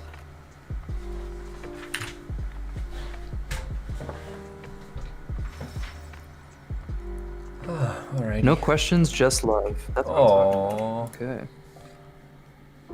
Oh. Okay. Someone asked, what is the splash that took you the longest? Oh, the longest. Do you remember? Yeah, it has to be. It's actually. Jonah was probably the one that took me the longest, honestly. Really? Yeah, there was a Well, lot. that was beginning of quarantine, right? Yeah, it was right when quarantine hit. So essentially, I came back. At that time, I just turned 30, so I had my birthday party, and I had some friends coming from Denmark to visit, and it was awesome. So I just turned 30, and then quarantine hits. Literally the day I start working. I remember that. We snuck it in right before. Yeah, but essentially quarantine hits when I start work after that, and then I start Yona at the same time. So it was a lot, like the world was in an interesting place, and Interesting is a mild way to put it. That was a Yeah. fucking wild ride. it was a fiesta. And I think there's a lot of anxiety and stuff too, but I was just trying to focus on the piece. But eventually I started spinning, and I think I went week and a half or 2 weeks over the deadline. But that one was, I think it was 7.5, 8 weeks, something like that it took. Yeah. Normally it takes 6 when we have like the responsibilities and everything, but yeah, it was hard. But I mean, to be fair, it was right in the start of quarantine and everything, and yeah, it was a hard time. I remember thinking, because like there was the time, I don't know if you remember, when I was going back and forth between LA and SF. Yep. And I was like, I remember thinking when quarantine started, I'm like, now the splash artists are gonna know how I feel. It's like working alone from home on a splash is a fucked up weird experience. Yeah, it's hard for sure. I don't know. I think there's been really good things about it too. But you don't have the same interactions, and you definitely end up more isolated, and it affects your mood in different ways, and therefore also affects your drawing. But I do think too that what's that called? I do think too that like when we create, it comes from a place of inner stillness, and if you can't at least my best work, I feel, sometimes comes from that, and I feel that if you don't really have that, like, you can still create and stuff, but it's hard to then find rest and kind of like that mindset or ease of mind that that the good stuff comes from. Yeah. So yeah. I feel you, man. Yeah. So I don't know. I think with everything kind of like happening, it was definitely hard, but it was for a lot of people. Well, honestly, how to put this? There's like a lot of layers to it, right? But I was just kind of baffled that pandemic started and we were still expected to work. Like, I'm gonna sound sort of privileged to say that, because like there's definitely harder jobs than the one we do in terms of like doing them in quarantine. Like, art's pretty easy to do from home compared to like almost anything else, like a nurse or a construction job or something that actually puts you at risk. But what I'm talking about is like the psychological strain of adjusting. Like, I feel like they never gave us time to adjust, and I feel like that would have been really helpful. Just like a week for people to like get their bearings and like understand the situation a little bit. But the fact that we just had to work through it like nothing was wrong was really bizarre. Yeah, it was, I mean, I think it came as a shock for everyone. But yeah, I mean, Riot has had an amazing year, and there was so many things on the schedule and horizon that was also like, there's so many balls in the air that maybe it was like really hard to. They couldn't press pause. Yeah, exactly, and like, despite it all, I think we worked a lot of it out. It worked out in the long run. I have no doubt about that. Like, we adjusted and stuff, but I think the first week was really fucking weird. Yeah, it was weird. It was weird. I think it's also that general anxiety that everybody was feeling, that like, yeah, you're like, what is the going end to of the world. happen? Yeah, it was definitely some interesting times. But yeah, I think it's also, as you say, like, I was just really happy that we're able to do this sort of work. Yeah. still, and it's so hard for a lot of people, still is. So Right. very, very grateful for that. But yeah, man, like I can't even imagine. I like I don't know. I sometimes feel bad about saying it, but I do think the quarantine has been nice. At least from working from home, I feel like In some ways, yeah. I don't Yeah. think we're saying by any means that it's a good thing, but no, there's positives and negatives to every situation. And yeah, and I think it's been nice at least to, um, you know, slow down a little bit. I think the world was spinning very fast. At least my world was spinning very fast, and it's been nice to kind of like find my own kind of balance again, and spend some quality time with the nearest ones. That's my favorite part. Yeah. It's like I'm actually more productive at home than I ever was at the office, and I still have more time to do the things that are important in my life. Like, it's crazy how much time we were wasting at the office. You know what I mean? And it's not like I'm complaining about it. It's because like when you're doing it, you're like, oh, whatever. Like I'm grabbing a coffee and I'm playing a game and blah blah blah and I'm whatever. But once you're not going there, you realize like, oh, there was a lot of time wasted or spent differently. Let's put it that way. Yeah. Whereas like now, like I make my own hours. I still get all my work done. I get more work done than I used to. And now I have all this new time to reinvest in myself, reinvest in my relationships, stuff like that. Yeah, I think that's definitely. I do miss the team a lot, man. Like, Yeah, dude, for real. I do miss that. Like, it's just There's some always awesome trade-offs. people. Yeah, it really is. But holy shit, I do miss that part a lot. We get the best out of it though, but yeah, I mean, And we still see each other on like weekends and stuff. yeah, and we're doing this, which is nice. And honestly, Discord has been awesome too. Of like, you know, just I saw that in our friend Discord, you're just like, okay, let's draw, and just sit and sketch and have fun together. I think that's just it's awesome. It's good that that's there, and I'm happy to. Yeah, it's good that we have access to that and can Yeah. do that. Yeah, if the internet was down, that would be pretty bad. Oh, agreed. Hard agree. Let's see.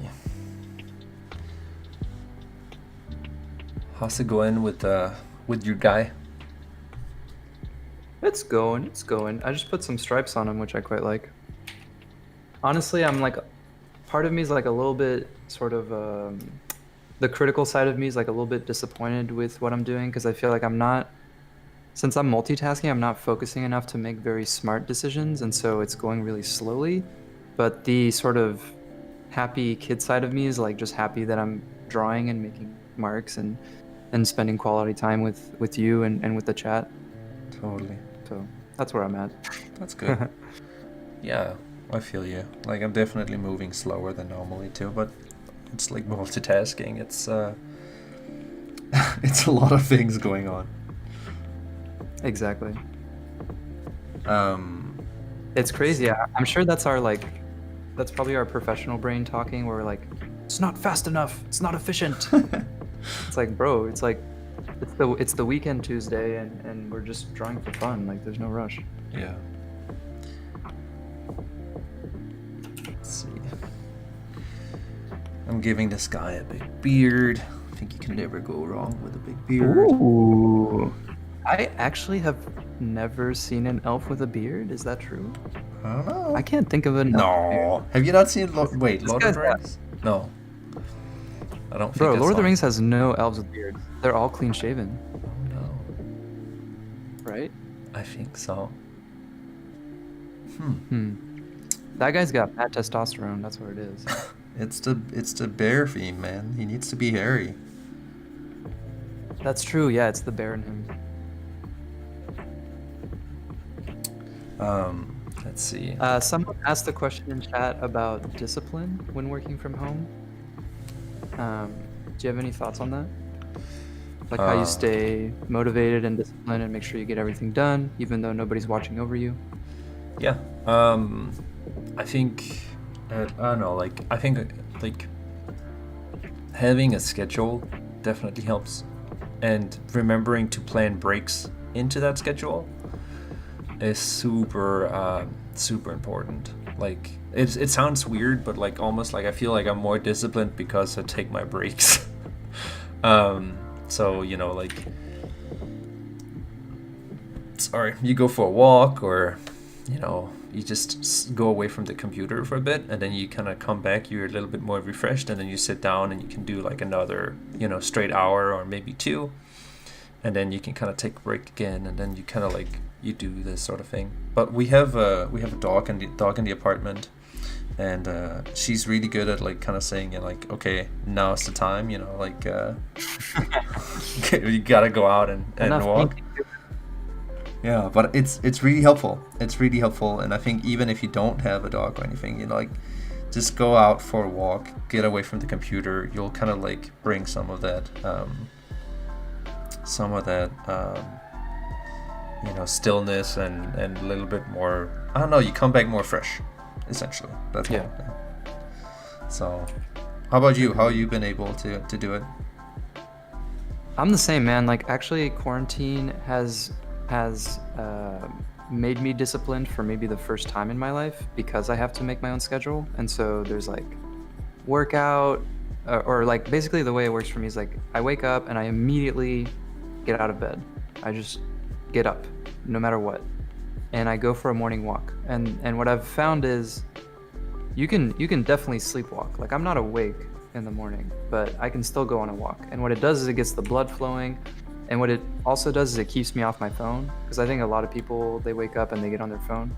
And I think that's the easiest way to like stay in bed too long. And then you waste so much time, and then you feel like shit, because scrolling on social media first thing in the morning is probably not good for your brain. So I get up, I go for a walk, and then I have my first coffee when I come back usually. I try to plan out my day, what I'm gonna do. Then, during the work year, I might have some morning meetings that I need to attend, and then since we're working from home, I have to make lunch. So I have the lunch hour I have to make lunch, and then might play like 1 or 2 games right after lunch just to like chill for a bit, and then 2 to 5 is my work hours. Then I have to do my workout, and then usually at night I'm hanging out with Mindy. So it's like I really don't have that much time to fuck around, you know what I mean? And but having that regularity and that cadence is so freeing, because it means that I'm not worried about like spiraling or getting depressed or falling behind on work, because it's like I'm just doing what I need to be doing every day, and it keeps me on rails, which I've really needed this year, because everything else is on fire. So I needed that discipline and that regularity in my daily life. Yeah, I think that routine, it gives so much, but it also like it locks you in a sense too. But I think making a routine that you like is important, like something you would actually do. Yeah, that's the thing is like. Oh, go for it. No, go ahead. I was just like saying like I definitely fall into that trap of waking up and then the phone becomes the thing. Dude, it's so toxic. It's so toxic. No, yeah, it is.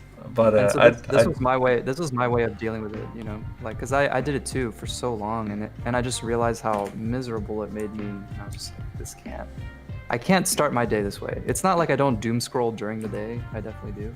But not in the morning. It's like at least give yourself a chance, right? Give yourself a fighting chance not to like immediately go there, Let's see. Well, somebody in the chat was saying like Malfurion from World of Warcraft has a beard. He's an elf and he has a beard, and that's right. Right. He's like the druid looking guy, right? Yeah. Purple guy? Yeah, nice. Yeah. Okay. I didn't realize he was an elf. That's cool.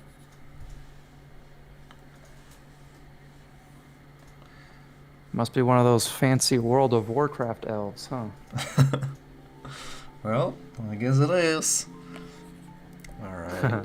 I haven't played very much WoW, so I'm like a Lord of the Rings guy, but that's cool. I like more variety. Totally. It's good to have it. So, Chad, like, if you had one question for Victor, what would it be? Like, is there anything that you guys want to know? I know that Victor is a lot better to work with the chat than I am, but it's awesome. No, I've been completely ignoring my chat. They're furious, right? Oh, You guys are no. furious? No, they're letting me. They're furious. They're letting me focus. I appreciate that. No, I'm teasing. But yeah, if there's anything you guys want to like ask about, I think this is the time, because I'll be looking a little bit more. So let me know. Let's see. What's like your favorite subject matter to draw? Me? Yeah. I really like. This is extremely specific. That's not even a subject matter, but I love the cavity shadow at the intersection of a bicep and the torso right here. This shape.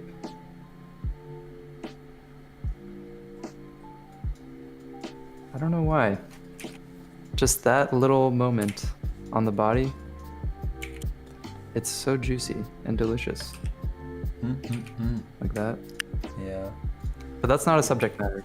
What do I enjoy painting? I like moss, vines, rust, sort of that surface texture, that corrosion that implies like time and wear and tear. I love that kind of stuff. I love giants. I love clouds.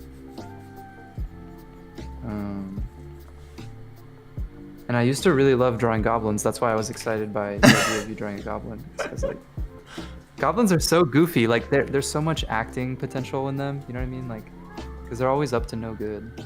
So they're always doing something crazy. Totally. There's somebody here who's also asking you, what's your favorite book? Favorite book? Yeah, like reading book or anything. Anything. It can be a comic book or whatever. Ooh. Well, I think a lot of people know I really resonated with the book The Little Prince as a kid. But let's see. In terms of fantasy, I think for me it'd be The Name of the Wind. Wait, no. Is that what I'm thinking of? I don't know. Yeah, The Name of the Wind by Patrick Rothfuss. In terms of just like philosophy, I really like Alan Watts. I think you and me have that in common. In terms of like books I've read this year, I really enjoyed. I forget the name of the book. Oh, Mythos, narrated by Stephen Fry, which is basically like Greek mythology. I've been getting back into Greek mythology. Hell yeah. I love that one. And then one book I really enjoyed last year was Sapiens. I'm recommending Sapiens to like everybody I talk to because it's so interesting.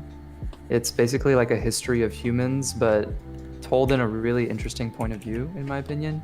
Like, for example, there's a chapter on when we developed agriculture.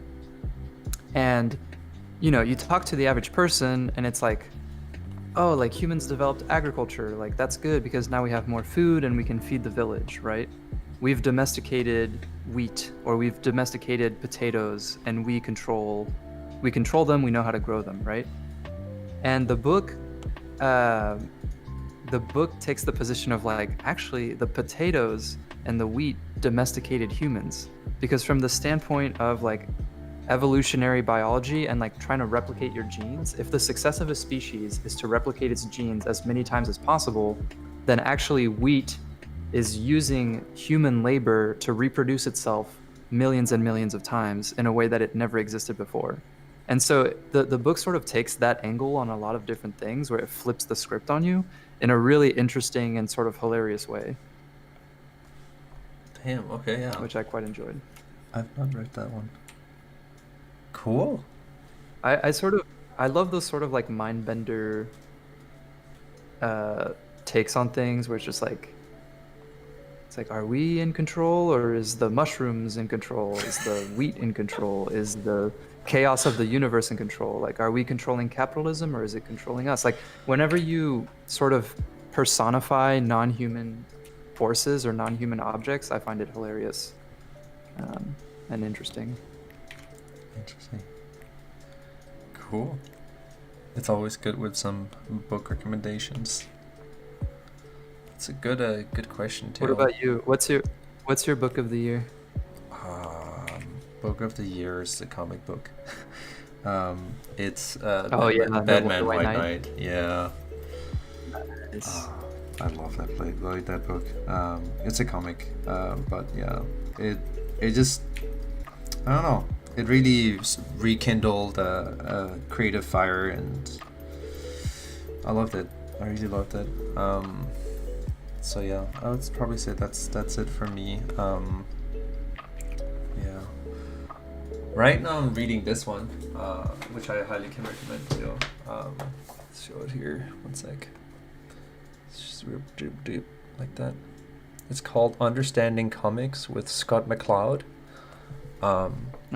It's awesome. It's really good. It's basically telling you about comics in the language of comics. So it's a book that is teaching you about comics, but actually using the medium as a telling force. So That's it's really good. creative. I like It's that. really awesome. So that one, yeah. Let's see. Then there's a question here saying, I actually wanted to ask you if you use Clip Studio Paint in your professional work as well as just for fun, and if you do, why? Like, what makes it better than Photoshop in your opinion? So far, I've not found Clip Studio to be good for work. And it might just be more of I'm used to Photoshop and the tools there and everything. So I think it might just be a habit thing, but I do like messing around with Clip Studio Paint like I am now, especially when I'm on the iPad. I just like the feeling of it more, if that makes sense. And I think Clip Studio Paint has a lot of potential, and I think it feels better to draw in, honestly, than Photoshop does. So yeah, that's why I'm using it, and I really like it. I really like the software, and I think it has a lot of potential, and yeah, it's good. It's better for drawing than Photoshop in my opinion. And then when it comes to the painting part, I would normally start switching back, but right now I'm experimenting with how I can do more in Clip Studio Paint. So that's the answer for that. Have you ever tried that out, Vic? Clip Studio? Yeah. I tried it when we were at Good People together, and That's I right. completely agree. It's like vastly superior to Photoshop and Procreate. Yeah, it just feels better. It's awesome. I'm excited to try that some more. Do you mind if I take some questions from my chat? I think I haven't tuned in a minute. Absolutely. Yes, go Let's for see it. how they're doing. Go for it. All right. Let's see.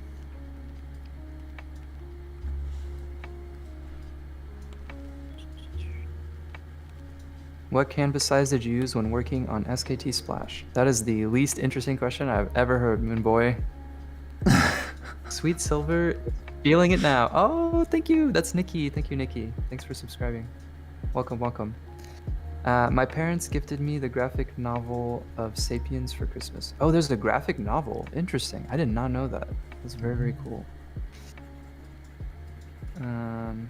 Okay. It looks like I haven't missed too many questions. I think there's one here for you, actually. Oh, Oh, go for it. Galactosphere says, I wake up and I go on my phone for this stream. Oh. No, we're the ones keeping you in bed. I hope it's. Yeah, I think I hit it's all the something. highlighted comments. Okay. I'm skimming. Yep. There's one here for you. It says, how do you get better at character design for intermediate artist, Victor? Okay. Oh, there's also Andrew Silver in the chat. Hi, Andrew. Hey, Andrew. I love you guys. How to get better at character design? When I find out, I will let you know. Um, No, I'm honestly like I feel like I'm not I don't feel comfortable teaching character design in the same way that I feel comfortable teaching illustration, yeah, same. because for me character design feels more like intuitive. Like I'll do it and I'll do a pretty good job, but I couldn't necessarily tell you exactly what I'm doing at all parts of it. I know I'm thinking a lot about story. I know I'm thinking a lot about shapes. I'm like thinking about a lot of stuff, but I just don't have as much experience teaching it as I do illustration. Like illustration, I feel like I spend a lot of time trying to understand it and trying to break it down for other people and make it accessible for others. And so I know kind of how to say what I'm doing. But character design, I'm just like, I make a mess and then eventually it's like a person and it works out. But yeah, I mean shapes, archetypes, silhouette, like it's a lot of the same stuff, but yeah, I don't know if I'd be able to like wrap it up in a sexy one-liner for you on how to improve a character design. I think similar to illustration, you can like study other designs that you enjoy and analyze them and break them down. Be like, why is this a successful character design versus character designs you don't think are working as well? And then you can avoid those pitfalls. Like I think either yesterday or the day before, I was talking about how one of my favorite character designs is actually Walter White from Breaking Bad. And you might not think of him as a character design, right? I think most people who talk about character creation and character design, they're thinking of like Sephiroth or Cloud Strife or, you know, Sonic the Hedgehog. And I'm like, those are definitely things, but to me, a character like Walter White from Breaking Bad is amazing because it's this. First of all, it's the perfect actor, right? Bryan Cranston is amazing, and like all of his outfits are so lame and so dad-like, and they're also all slightly tinted green because all of Jesse's outfits are slightly tinted red, so they contrast nicely next to each other. And I think a lot of that show is about the contrast between Walt and Jesse. But he has these like earth tone, greenish, lame dad clothes, a stupid fedora that makes him look like such an idiot. But like the whole thing is like he thinks he's looks like a gangster, and you can tell that he thinks he looks like a gangster, but he doesn't look like a gangster to anybody else. And to me, that's good character design because it tells a story. It tells you exactly what the character's thinking, and it shows you how they interact with the rest of the world around them. And so I love that sort of more subtle approach to character design. Obviously, I love like flashy knights with cool capes and cool swords and, you know, this and that. But I also like really understated and subtle, but really smart character design, like Mr. White. Yeah, he's awesome. He's, I don't know. Yeah, the character arc of that character was insane. Absolutely, yeah. So yeah, that's another thing is like that character is like hard carried by Bryan Cranston's performance as an actor, but I think all the pieces are in harmony. Like all the supporting cast of actors, Jesse, Skyler, like they're Hank. Oh my God, the contrast of Walter with Hank is so good. So like that show is just like kind of a masterpiece, but I like it as an example because it's like you wouldn't necessarily think of those as character designs, but to me, like that's just a masterclass, right? Totally. That was good. Let's see. There's a question. Which brush do you use for Photoshop to sketch? Because I have a good crisp. Yeah, I mean, for sketching, I don't know, just a normal round brush. No, that's it. I don't really, I don't know. I try not to overthink it. Like, I think the brush is just, it's a tool, and if it draws the line, like, kind of like how I can see it, then that's good enough for me. What about you, Victor? Do you have like any sort of preferences? Same thing. I'm using the round brush right now. Yeah. But I'll use a variety of brushes. Like usually I'll change brushes in the same way that you'll like take a break. Like I'll use it to sort of jolt me out of, because maybe after painting for like an hour, 2 hours, 3 hours, you start just mindlessly making the same types of strokes. So sometimes changing the brush can like make you think a little bit differently, but most of the time I try to, like you said, I try to make sure that the tool is sort of out of the way, and I can focus on just the decisions. Yeah. I like the graphicness that you're getting. Ooh, okay, in we there have a too. question. Yeah. We have a question over here. I'm a 15-year-old artist, and I am getting my first drawing tablet tomorrow. Being a concept artist is my dream job. You guys and Jennifer have really inspired me. Can you give me some insight on what I need to do as a young artist to be more successful in the future? Ah, congratulations, Aria. That's awesome. First tablet. Do you remember your first tablet, Ezra? Yeah. It was so bad. It was like horrendous. Really? Yeah, Was it it like was. a bamboo or something? No, it was even not even a bamboo. I don't even know. I think it was called a Wacom Graphite or something like that. Ooh, It was back in the days. It was not good. Yeah. Yeah. But yeah, congratulations on the tablet. That's awesome. For me, I think my first one was the Intuos 4. Like actually like probably the same one I'm using right now. And I saved up for it. I like finally bought it. I took it home, and I hated it so much that I sold it within a week. Like I was so bad at using it, and I hated it, and I sold it. And then I didn't use a tablet again until I saved up for the Cintiq. And the way I made money for the Cintiq was doing t-shirts for Threadless.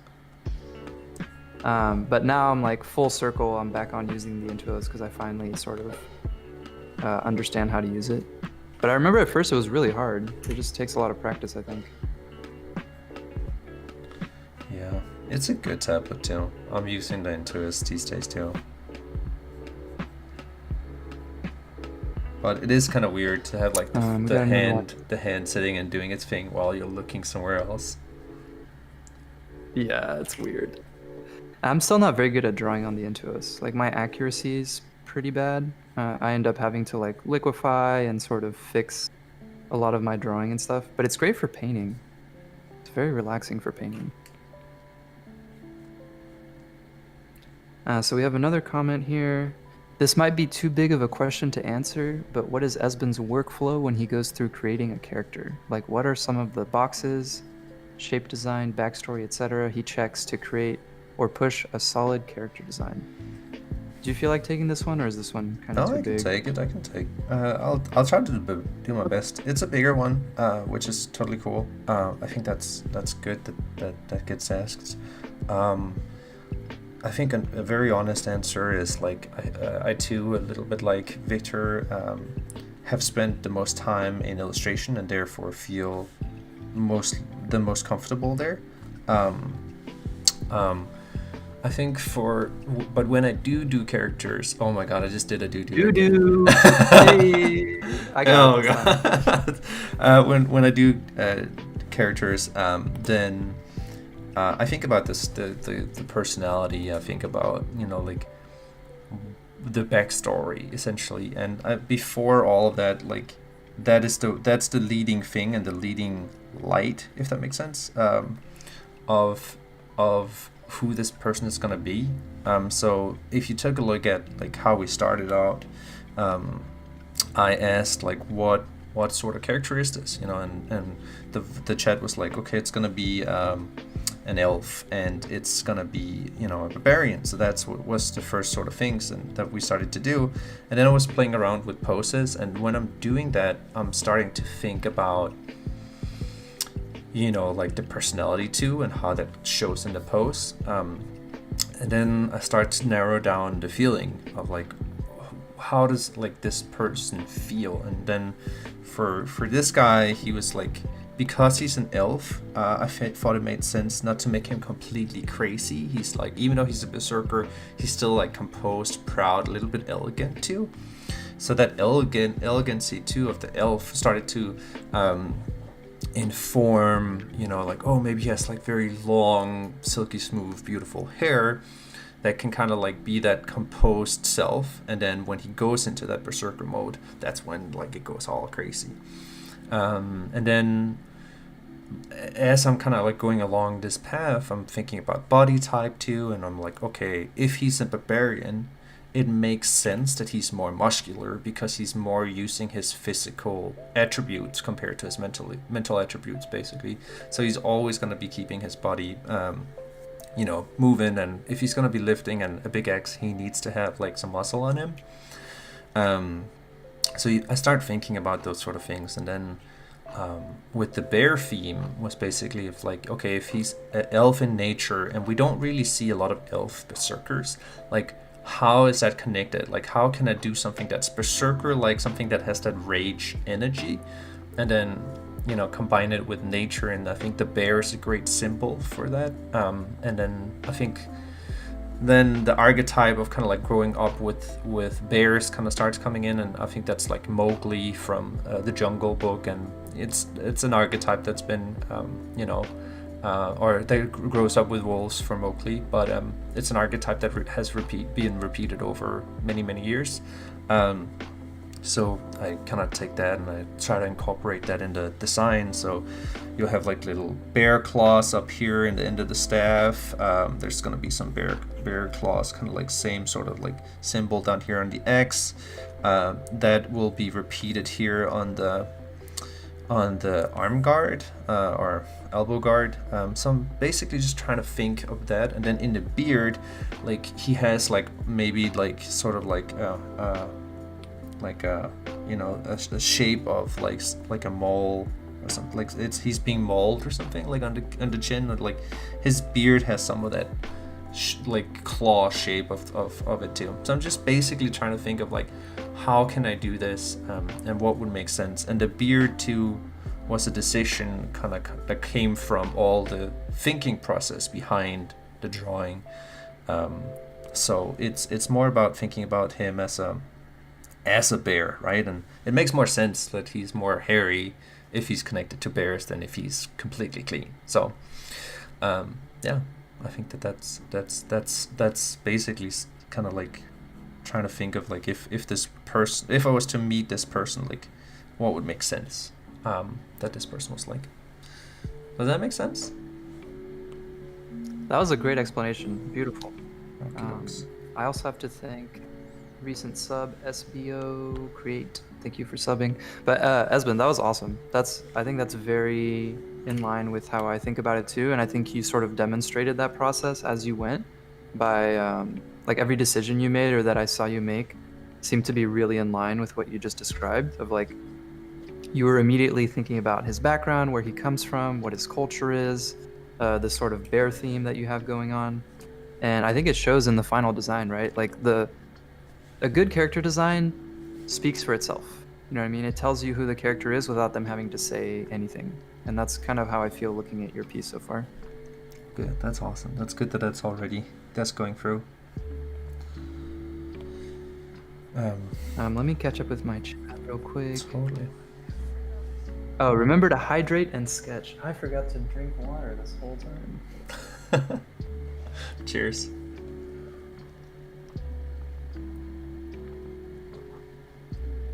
Cheers, Esben. Thanks for joining today. I'm having a lot of fun. Yeah, same. It's just good to get some drawing in, honestly. I think, like if you didn't ask me, like, then I would just be sitting and playing PlayStation right now. So yeah. Bro, it's the same for me. Like, part of the reason I did this stream week is I'm like, I know I'm going to be such a piece of shit this break if I don't make a plan. And it's definitely okay to rest. Like, it's not bad to, like, play video games on your break during 2020, the worst year of all time. So, but I just knew that I was like, okay, I need to do something. And since we can't go out, since we can't see friends and stuff because of COVID as much, then I was like, this could be a good little activity. Yeah, totally.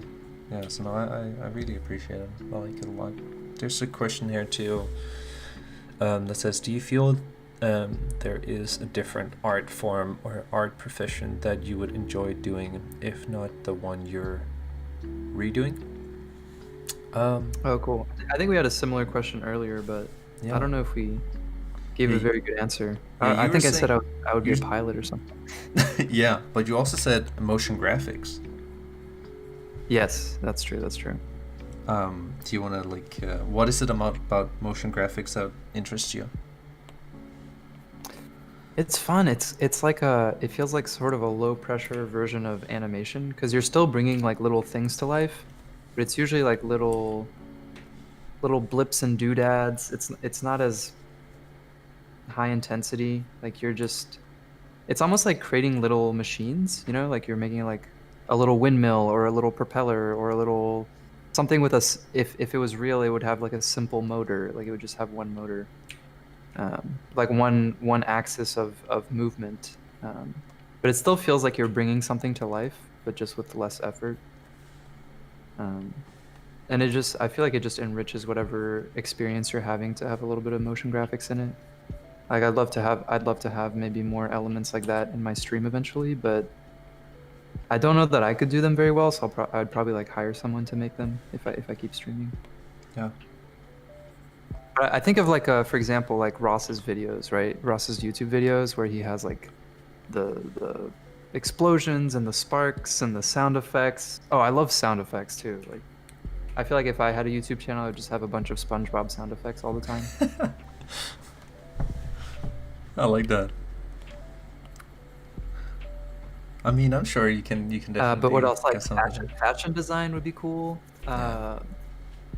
I think just fine art could be interesting, although the worlds that fine art mixes with I don't like as much, like the collectors and the galleries and the rich patrons. Like I don't know if I'm into all that shit, but the idea of like the fine artists being able to express themselves a little bit more purely, I think is interesting and make cool like giant paintings for gallery work.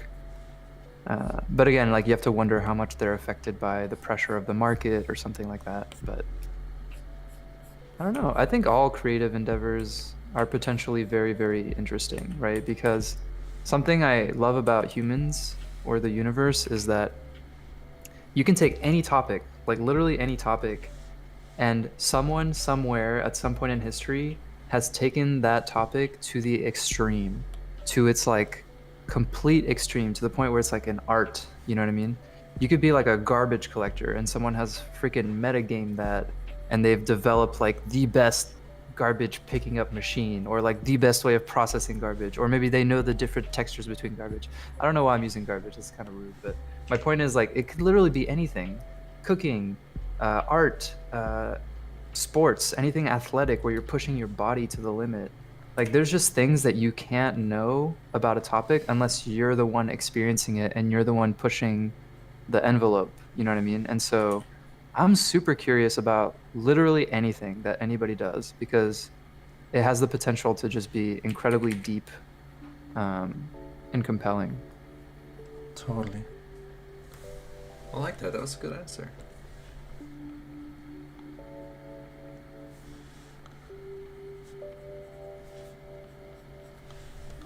I could see you as a pilot.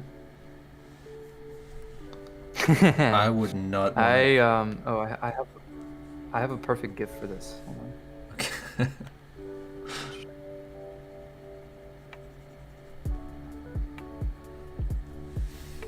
Here it is. This is me as a pilot. I'm a genius. Oh no! These are my two modes as a person.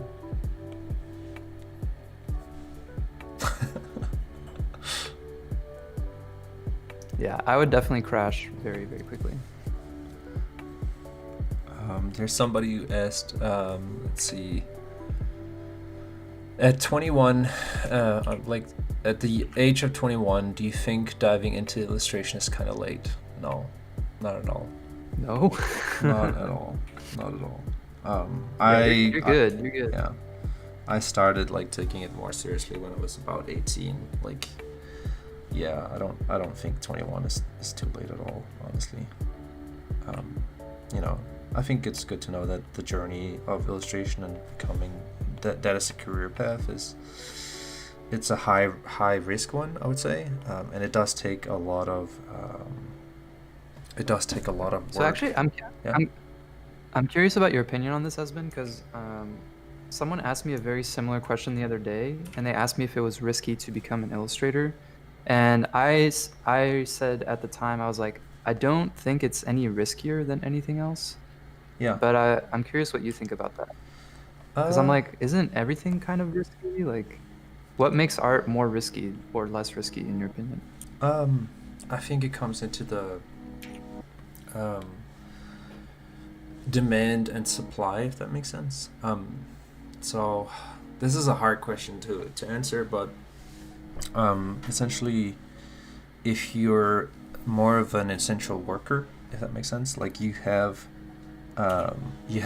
pretty stable job security, if that makes sense. And I think going into a creative field, you are, at least for illustration or something like that, like it's different. I think that we are very lucky to be employed by a very good employee, but like that is not the majority of people, and I think too that that with kind of like choosing a career path like that, it is good to think about like too of like you are gonna be able to, or you have to kind of like find a way to make ends meet as you grow up too. I do think that that's part of reality, and I'm not saying that it should be like, I think the main thing is also like you should do kind of like what interests you and what you love. I think that's important. But That's kind of where I'm at. I'm like, if you care about it and if you're putting a lot of focus and interest in it, you will improve over time. And so I feel like your best bet is to just do something you really care about and like doing, no matter how hard it is, right? Yeah, I think that there's some to that too, but I think maybe it's just a pragmatic in me. But I do think too that choosing a job in the arts is more risky than if you're, for example, going to choose, to be a dentist or something that is that has like a very clear societal demand and rule. So and like, I don't know. I think that's part of it. So I think choosing what's it called, to make your creativity your job is a harder role, because making money out of creativity is extremely hard. I do think that we live in a time and now where it is easier for the artist than it has possibly ever been before to get their work out there. So that is exciting, but you are also like competing with other artists that are essentially, There's a lot of competition. yeah, and now with the internet too, There's gotta be like tons more than when we started, right? yeah, I think so. And with the internet too, it opened up for everybody around the world can now is doing it. So you're not just doing it about like locally, right? You're not fighting for those positions with the people around the immediate community, but you're doing it globally. So yeah, it's I would say it's hard. It's but I don't know, like commercial artists, I do think will be in demand in the future. That's just my I don't know, like how I guess it will turn out, but I don't know. Like that's the real answer, is like I don't know. But yeah, I hope that provided a little bit more insight in terms of like why I see it that way. No, that's good points. I think that is a really pragmatic way of looking at it, and it's important to be realistic. Like, I think something that's kind of dangerous, or not dangerous, but something I do sometimes is I talk about things like really abstractly, and sometimes that doesn't really jive with like the harsh reality of things. You know what I mean? And you do need to be smart about how you set your expectations and like make sure that you can be in a good spot to succeed. Yeah, but it needs both. That's the thing. Like I think, yeah, it's like you need both sides, because it's like you can't also, like, I don't know. Maybe that's the idealist in me talking, but like I don't feel that you like. It's also like what kind of life do you want to live, if that makes sense? So like, if you take a job just because you know that it will be there, you have that stability, and I think that stability and everything can give you other things in life. Maybe it will be easier for you to settle down and have, start a family because you know that you won't, be without a job or something like that. Like it does give you some things on the other end. I don't know, like, because I don't, like, I choose this way, but I do think, and that's the idealist in me talking, like, I do think it's important to do something that you would really enjoy, and that can sometimes be revealed to itself as you're walking the path. But what am I trying to say? That's kind of. But yeah, you I think need that's you need kind of what both. Sorry, No, it's all I got good. excited. It's all good. But yeah, I think the main point from me is you need both. You need both what Victor's also saying, something that makes you, something that you enjoy doing or something that you can learn to enjoy. And then, but I think like last point is just like, I think if you do choose to go down the path of becoming, like working with as a creative, do know that it is like a higher risk sort of career, I guess. Yeah, at least that's how I see it. So it's important to know that like that it's hard and there's a lot of competition for it, and like give it your best shot. And then I think it's important not to maybe grow bitter or something on the longer run if it doesn't work out or not. It's like, yeah, it's a risk. It's a higher risk sort of thing. That's just the way I see it. But no. That is very fair. I had a point earlier this year where I was seriously questioning whether I should be an artist. Like, I was straight up like, why the fuck am I doing this? Like, it's making me miserable. It doesn't feel good. It doesn't feel right. And I was asking myself some like really real questions. Like, and I was feeling jealous for people who had a job where they could go into work and just perform a task. Like, where someone was telling them like, answer these emails or like do XYZ, where it was like really clear cut what they had to do. Like almost like when you cook something, you have to like, you have the recipe, you cut the ingredients and you cook them the amount of time that it says, right? Like it's very, you're following directions. I was just feeling so burnt out on like having to be creative. Like being creative is very difficult to do on demand.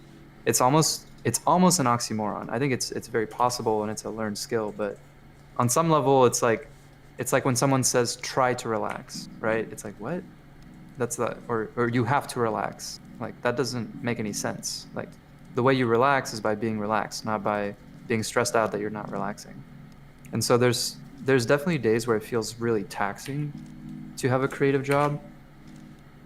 But what I've found is like usually how you feel about something will change, like the ups and downs and different phases of your life. And so I never make a decision just in the moment, because I know that I'll probably change my mind. Like maybe I just need to sleep on it. Maybe I'm having a bad month. Maybe it's a bad year. But what I found is like in the long run, like art is a relationship, and it's got rocky parts and good parts, but it's a lifelong friend for me. Like it's something that I'm gonna be doing until I die, no matter what. Even if it's not my job. Yep. I just love it too much. And like, yeah, sometimes it fucking hurts, and especially in the context of work and capitalism, like sometimes you just really don't want to be doing it. But I don't know, just to say, like, even people who love this stuff and do it as a job or like quote unquote successful, like I know everybody goes through those doubts. And so that's part of it. Like you're in it for the good parts, the bad parts, and everything in between. It's not always sexy, Yeah. But the thing I was thinking about, or the thing I mean when I say that it's risky, where art is just as risky as anything else, I think that's not really true. Like, has been kind of demonstrated why that's not exactly true. I think what I was trying to say is that it's risky to go into a career you don't like in the long run for your life and for your soul, right? Because if you go into something and you're like, this is a guaranteed pay, like if history has shown us anything, it's that like things can change really fast. Like a job that is really necessary in a pre-quarantine world is maybe not necessary in a post-quarantine world. Or like if a robot takes your job, right? Like soon we won't have truck drivers. Like things can change really fast, and you never know what the future holds, first of all. And then second of all, if you do something that's like a sure bet, like a dentist or a lawyer or whatever, and then you grow up and you get that job, and like 3 months into that job you're just horribly depressed because you are bored out of your mind and you hate it. I call that risky. Like you're at risk of being depressed, or you're at risk of losing your relationships, or you're at risk of like not feeling good about yourself, right? To me, that's part of the risk of not doing something that your heart is into. um, but it's not like literally a risk, like, oh, I'm not going to have a job. And so those are maybe two different things, and maybe I kind of mixed up the terminology there. But that's kind of what I was getting at. No, that makes So just to that explain makes myself sense. a little bit. That makes sense. I think too. I think lawyers are actually one of the job occupations that is at risk for AI and stuff like that, because it's very like rule based and a lot of paperwork and stuff like that. So I think that that's actually one of the things that are a bit at risk at the moment too. But it's hard to say, man. Like, I think it's a good Yeah, it it's is. a good Nobody yeah. knows. It's a good piece of like of advice of like, you know, like follow your heart, because like, you know, like it is exactly what you're saying. It's like, you know, like you're gonna, you know, have to do it for a good chunk of time, and you know, like I'm not saying either that you can't change direction throughout your life. Like, I think that's like saying like being 18 years old or whatever, and you're saying like, okay, I'm gonna do this for the rest of my life. Like, things about to change, and you have different interests and everything, and you know, you are allowed to change, and to do something else if that's what you want to do, you know. And yeah, there's a lot of different paths, and I don't know. It's hard to give you like to give advice on like what is the right or wrong thing, but I do think Right. Well, listening the to exciting thing your is like interests. everybody's gonna have their own journey. That's like you should be excited about that. Your journey is gonna be different than my journey. It's gonna be different from Esben's journey. It's gonna be different from everybody else, and that's part of the fun. Yeah, I do think that listening to what interests you can be good. I do remember. This is a good story.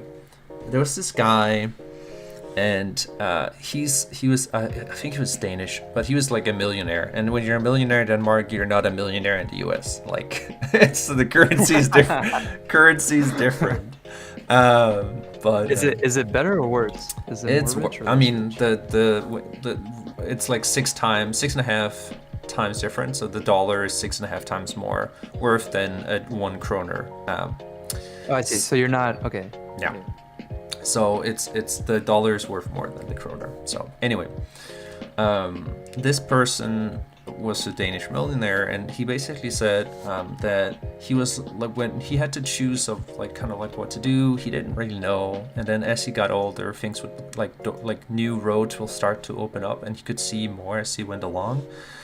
And one of the things that he said was like, yeah, you know, he saw that there was a demand for, you know, like buying concrete, you know, and delivering concrete. So basically, he started a concrete company where they would mix it and like have it ready and like have it spinning. So they, when they arrived to the building site, they would just deliver the concrete straight up. And so what he did was like he saw kind of like what people were asking for, and then he went that way. And then he, as he kind of like took the path, he learned to love parts about it. And I think that that's something that's possible too, of like whatever it is that you pick, is like, I think like loving the process of it is something that can happen while you're Yeah. learning about it. I love that. I love that. Yeah, I completely agree with that. Um, I feel like to a much smaller degree, that's kind of what happened to me. Like when I was growing up, I didn't think I would be working on splash art for League of Legends, right? Like League of Legends didn't exist, splash art didn't exist. I didn't even know Riot existed like a year before I was interning there, right? Like I was ready to go be a Magic card artist, and I discovered it kind of by accident, right? Because my roommate Evan was playing the game and he got an internship. And when I visited Riot, I was like, oh, this is pretty cool, right? And then that's what got me interested in like working for them. It's like, oh, they have cool people, cool artists. Freaking met Andrew Silver, who was like the biggest homie of all time. And it was like really motivating. I was like, oh, I love the community here, right? And I'm a very social person, so I was very attracted to like a good community. But the point is like that was never my goal. But the thing is, I was paying attention. I was paying attention to my life and like where it was going and the things I cared about. And when I saw an opportunity where something aligned with my interests, but it was unexpected, I was like, hell yeah, like let's do it, even though it wasn't part of the plan. Totally, and I think that's how it goes, right? Like Yeah. as you move along in your career, things will open up, and you'll get to see new routes that you didn't expect and see, and it's exactly what you're saying. It's like your journey, and I think if you're aware of looking for that and knowing too that things do change, and does change, it probably does change. Um, Things do change. No, oh, you okay, had it. okay. Things Things do change. things do change. And you can't plan everything out. Like you just can't. Like the Be world, open-minded, you know? yeah, the world keeps moving, and you can try to plan for things, but there's always gonna be something that like blindsides you on a normal Tuesday evening. Well, I don't know about you, Esben, but I feel like when I plan things too much, I want chaos in my life, and when the world is too chaotic, I want structure. You know, it's like this balancing game. And so this year was so chaotic that I had to introduce structure and discipline in my daily routine. But then there's been years where life was going so well and things were so easy that it was almost boring. Like, Yep. oh my God, this is the worst thing ever. But I remember the first year we came to California, I was living in a house with with Evan, Kelly, and like our girlfriends and Eli, and in this beautiful little home, and we were all working at Riot, and we were all artists, and it was just this like community, and everything was going great at work, and everything was going great in my relationship, and everything was so perfect and just sunny California, blah blah blah blah blah, like the golden age, right? And I remember sitting in the garage because we would all hang out in the garage and make art.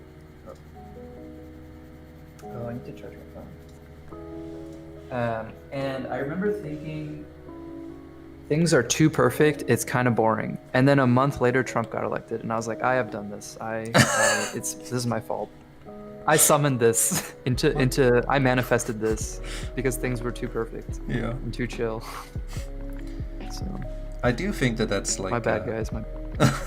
yeah, how dare you, Victor? But I do think that that's human nature. It's like it's this constant balance, right?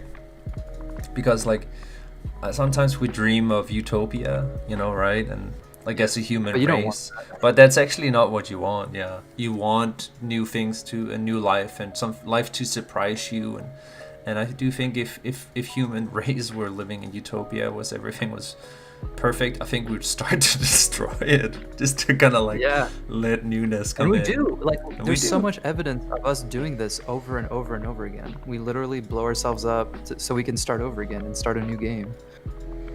Yeah, so I think it's that part is human nature, and I think it's that balance of order and chaos, where chaos in its good positive sense is like it brings in new life. The negative pole is of course that it destroys too, and it can be a destructive force. And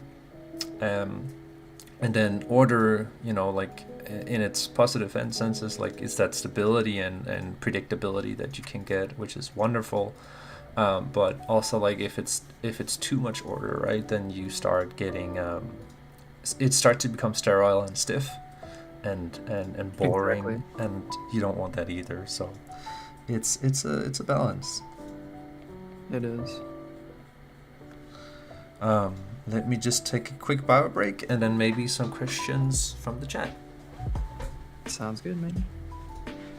Yeah, I'm gonna stretch my butt too, actually. How you guys feeling about this character? Our little cactus-headed Malak here. I love these cacti. Oh, this is kind of cool, to be honest. Like, I feel like I'm in a trance. Like, I'm not even consciously thinking about painting, but then you look up and it's been 3 hours and you've made a thing. And it's not the best thing in the world. It's certainly got its issues, but it wasn't there 3 hours ago, so that's pretty cool. Cute looking bozo. Looks like a delightful guy. Looks like cool ancient Greece mural. Hell yeah. Hell yeah.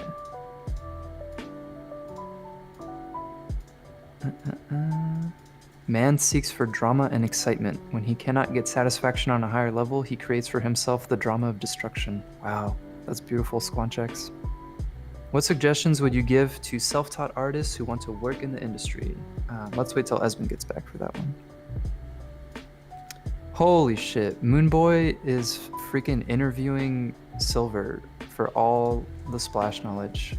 Moonboy, you gotta let him be. If you want, I'll get in a Skype call with you and I'll tell you who made every single splash so that you can be done. But you cannot be harassing people in my chat about which splashes they did. There's a page, wiki fandom, lol page. Well, so he's the one who but he's the one who makes the wiki page. So that's why he's always asking. Oh, I see. Okay. He's the investigator, man. The scoop. The investigator. Yeah. He's on a mission. Moonboy's on a mission. I fucking respect that, but yeah, document. You gotta also, you gotta be with us in the moment. You gotta talk about what we're talking about right now. There will be a time. We'll tell you who made the splashes later. It's okay. So let's see. I think there's a lag on your video, so I was hearing your voice before I could see you in your chair, and I thought you were talking to us while you were pooping. I was not pooping. I was peeing. Okay.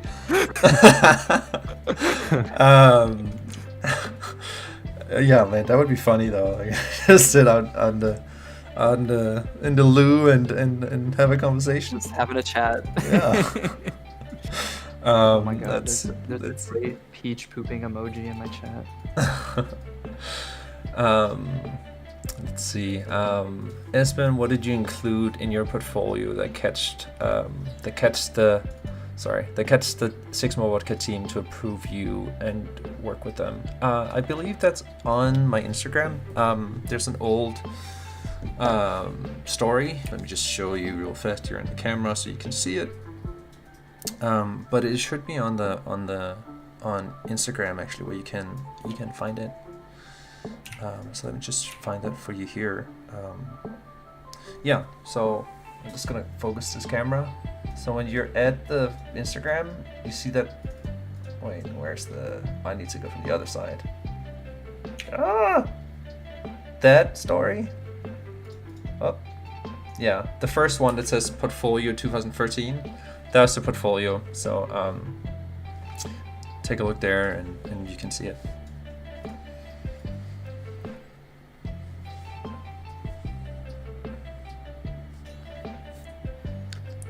So Esben, I don't know about you, but I'm reaching a good natural stopping point.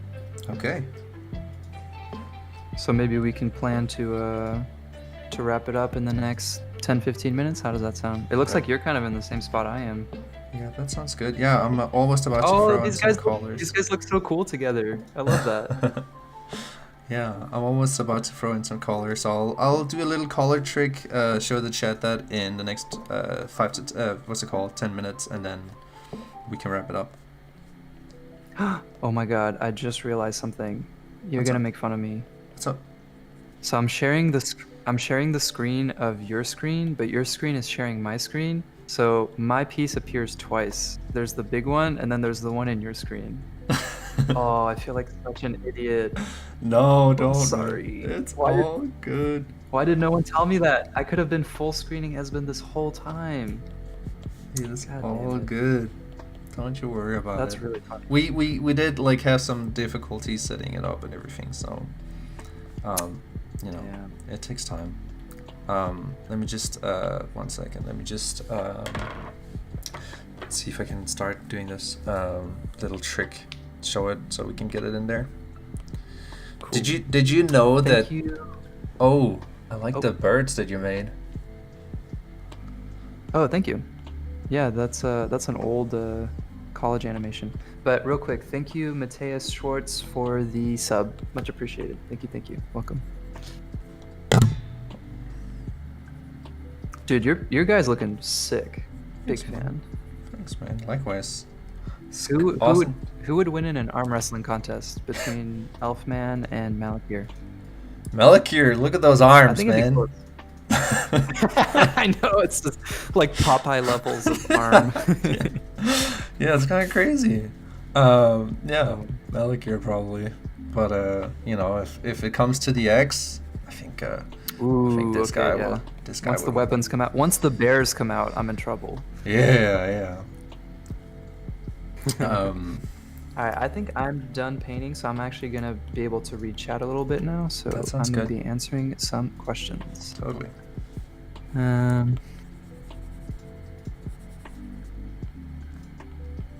I forgot to answer the question from the break, says Scalora. What is the question from the break? Scroll.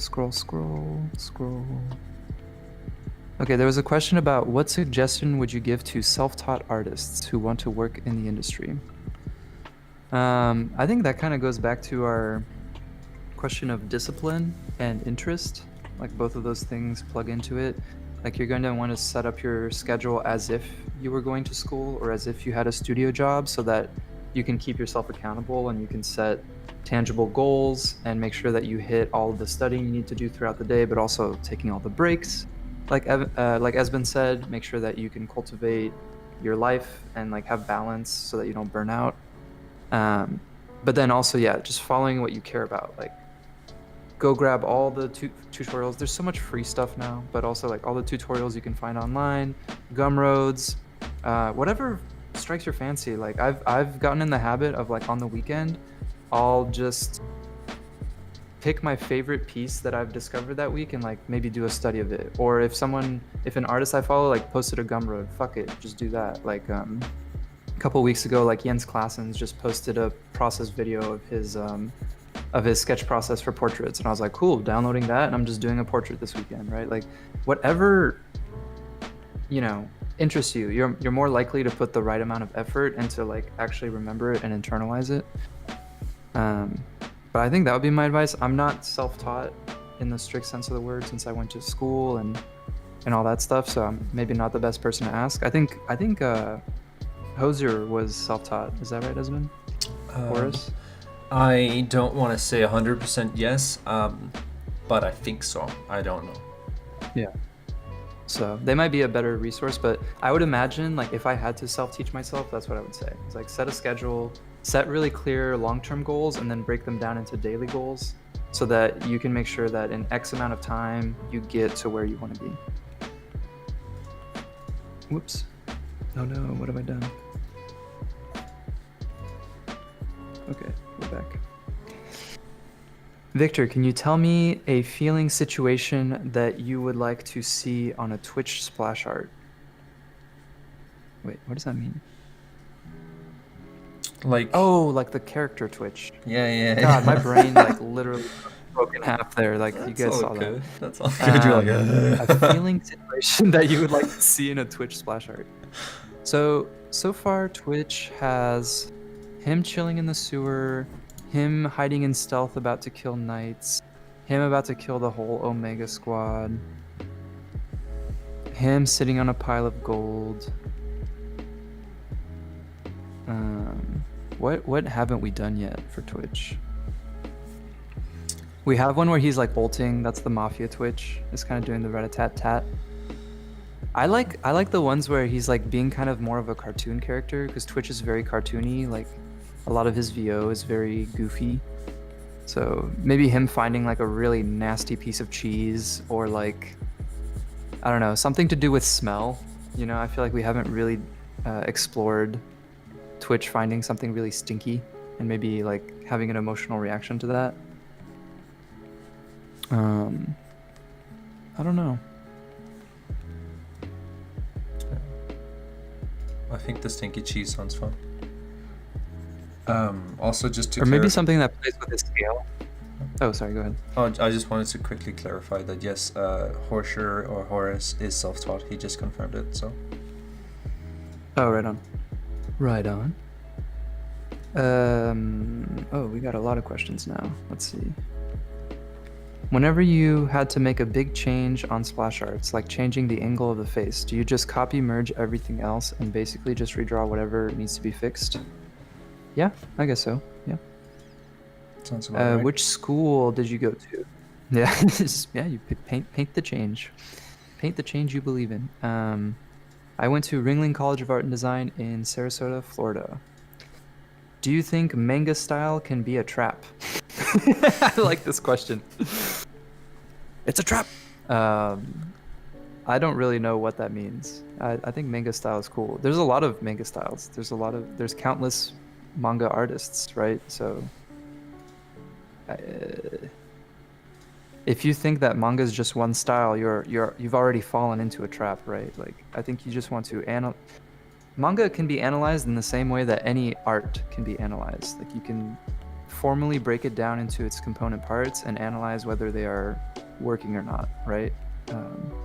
So like some of my favorite manga artists, Hiromu Arakawa, who did Full Metal Alchemist, obviously Akira Toriyama, who did Dragon Ball, etc., etc. Like, there's things I take from each artist. Like, I love the way Akira Toriyama does rocks and ears and folds in clothing, right? But I can break that down and analyze like how much of this is stylized, how much of this is observed. Same with Hiromu Arakawa. I feel like she has really, really amazing light and shadow shapes, but they're also very stylized. It's almost like Mignola, right? Where like an arm in the background maybe just goes to full black. So just don't treat manga art as a monolith. Like, break it down into smaller, more digestible pieces. Take what you think is awesome, what you think is working, and leave behind what you think is either too simple or too stylized or just doesn't make sense, right? Like, it's not a trap. Manga's great, in my opinion. Yeah, same. It's just a style. Yeah. That's kind of a weird thing to say, manga style. But anyway, I think I understand the question, like drawing things the same way. Like, just don't draw things the same way over and over again. But let's see. I studied science for a long time and then stopped and decided to study art 1 year ago. I always wonder if I should hide it on my art resume and make it start 1 year ago, but there will be a big gap, or include it. What do you think? I think include. So you're asking whether you should hide. Yeah, why would you want to hide that you were a scientist? Yeah, that's cool. Like, awesome. That's interesting. It actually might give you an edge too, because you have like a scientific mind on a particular thing. So like, I think that could actually be a strength. Yeah. Totally agree. Like, if you have an equal skill level to another artist and you're also a scientist, like, that's freaking cool. Does every splash artist give feedback on other artists for each splash? And what do the meetings usually look like? Oh my god, Esben, I love the blonde hair and the dark beard. He's so hot. Good. That's amazing. Yeah, we basically, I can take that one. We basically review our pieces every morning. So we all chip in and give feedback. So everybody's giving feedback and, you know, sharing in the room what they're seeing and what needs to be improved upon or what's really working well. So that's all kind of like done every morning pretty much. And it just gives us a chance to just realign with everyone and also just know what's on for today. And I think an important part of that is also you know, like, it's something that I've learned since we had it more in our rituals, but basically remembering to say you know, like, the things that are really good. So start with the good things and say what's working, because working on a splash for, you know, a month to 6 weeks, it's very draining.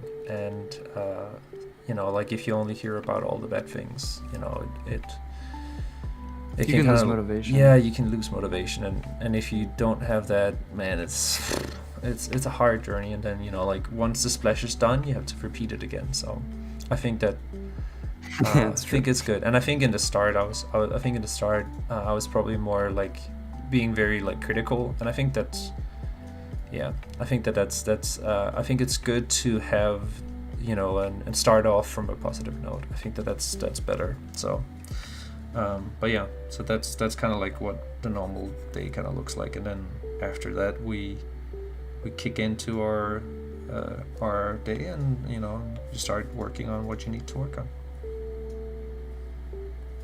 I feel like that's something I learned as well from working with outsourcers while I was on Champion Update, is like the importance of morale for work in the long run, right? Like if you're going to be working with an artist for many years or on many splashes, like morale is so much more important than the last 2% details of a splash, right? And I remember trying to like explain that to other people on the team, like maybe Josh was always, because kind of a perfectionist, right? He was always trying to push for maximum quality, and I respect that, and I understand that, and I understand that drive. But I think in the long term, you can really burn people out if you don't remember to also celebrate wins, right? It's about balance. Like you can have both. You can definitely have both. You can push quality and make sure that people know that they're valued and that they're doing a good job. Yeah, I think I was probably the same as Josh in the start. Like I was thinking all about like getting the job done, but I think too that it was something I was holding against myself, like almost like a mechanism of like like you build it into your brain of constantly asking like what needs fixing, or like what can be better, right, and then your brain is constantly just seeing that. So that makes a lot of sense, man. I feel like it was our strength and it was our weakness. Yeah, we were exactly. so hypercritical, which meant that we could really go to the next level because we were just like really getting into it. But it definitely, there were days when it's just like, god damn, you just feel like you're getting punched into the ground. Totally. Okie dokie. All right, we have another. I gotta the picture to be at the place where I can show the trick. Oh, there's a trick. There's a trick. All right, let's see. There's this. a little trick. Trick. Sorry, I'm weird. Fair.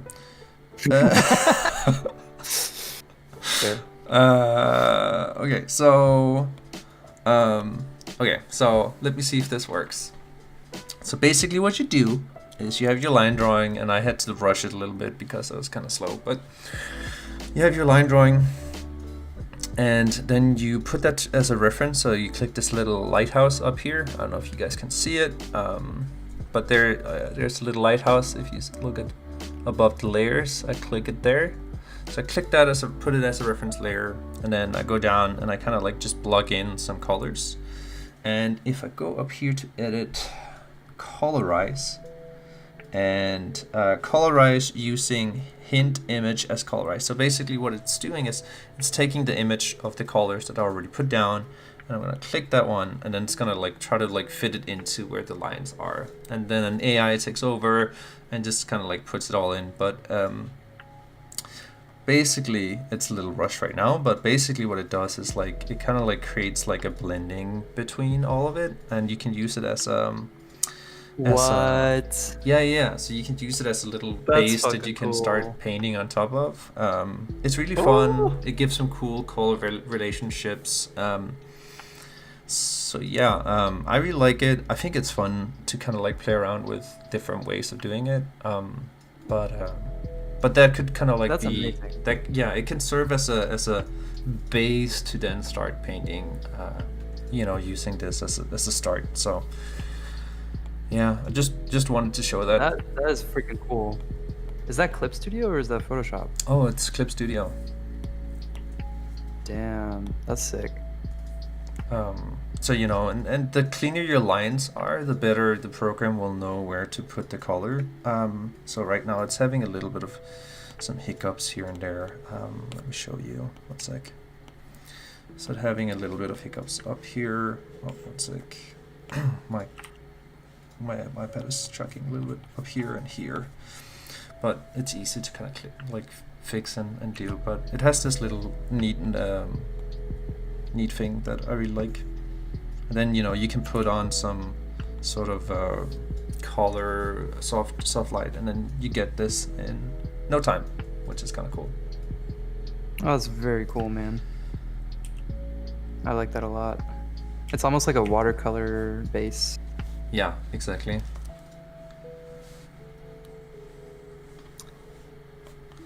Alrighty, let's see. Is there a question? I'm probably gonna do 2 more, and then we should probably wrap it up. That sounds I mean, I'm not in a too. hurry or anything, but I want to have my last pancake. It's waiting. Totally. It's been how many? 3-4 hours? Yeah, dude, I love what you came up with, especially that you just designed him on the fly like that. That's very impressive, and the end result is striking. I love this guy. Yes, man. Likewise, like the colors and the mood that you're setting is fucking awesome. I love that you're like not just picking like colors that are, like that's just like a normal blue sky, but you're thinking of more of it as a expression. So I really love that. Yeah, I like that we did like very different processes and came up with like very different results, but both valid. It's very cool. I love the contrast. Okay, let me pick an interesting question. Manga trap, magic effects, making colors not muddy. Do you think an art style is a combo of how things function? Blah, blah, blah, blah, blah. Ooh, okay, this is really well worded. I like this. Do you think that an art style is a combo of how things function, going through a prism of your personality and how you like specific things to look like?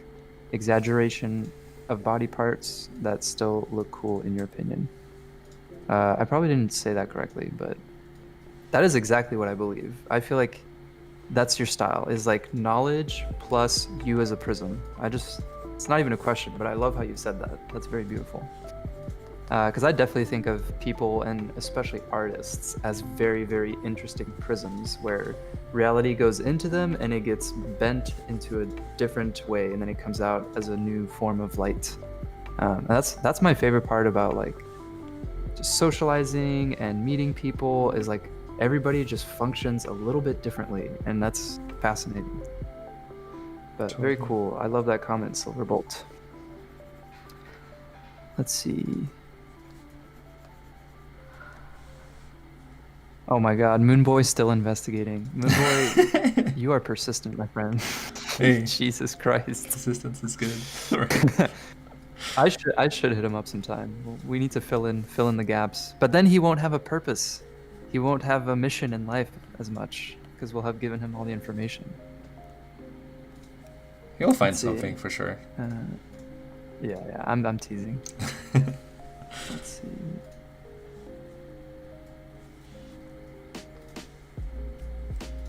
What topping will you put on your pancake?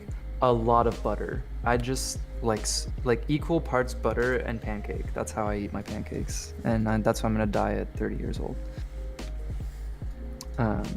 And then here's a comment. Art teachers in general say that the manga style is a trap because when you are young and you draw only manga, you don't try new things and you get stuck in that style. So yeah, I agree with that. I think that's kind of what the original poster was talking about. So very much agree.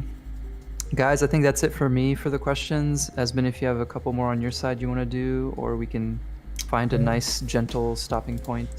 No, I'll just go through. I've been a little bit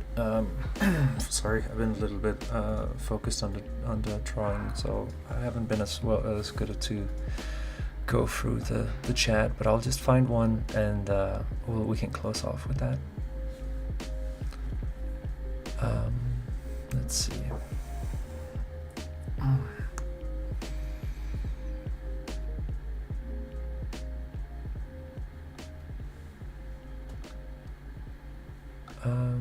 There's one here because I think it would maybe be fun. I don't know if it would be fun to close off with, but let's try it. But it's an important question, I think.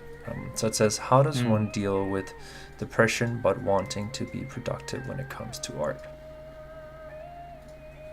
Ooh, that's a really good question. I have big thoughts about this.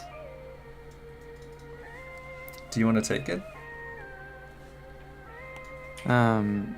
Sure. I think you have to deal with your depression first. Like, I don't know how you're gonna make art when you're depressed. I mean, you're gonna make depressed art, which is beautiful, but I don't know. Like, for me, it's kind of a cart before the horse situation. It's like you need to deal with the root cause of what is causing the depression before you can really hope to make art in a consistent and professional capacity, right? Like, it's like trying to run with one leg. Like, what? You need your full mind and your full brain in order to be a consistently productive human being. And so usually what the depression is telling you, like, I'm not a doctor, guys, okay? So don't fucking take this at face value, right? Like, this is a serious topic, and if you need help, you should get serious help. But my opinion on this, as someone who has gone through depression as an artist, right, is that the depression is usually telling you something. It's usually linked to something else. For instance, when I had my depression, I thought it was just because, like, oh, I just went through a breakup. And it was a really big breakup, and I was, like, emotionally devastated.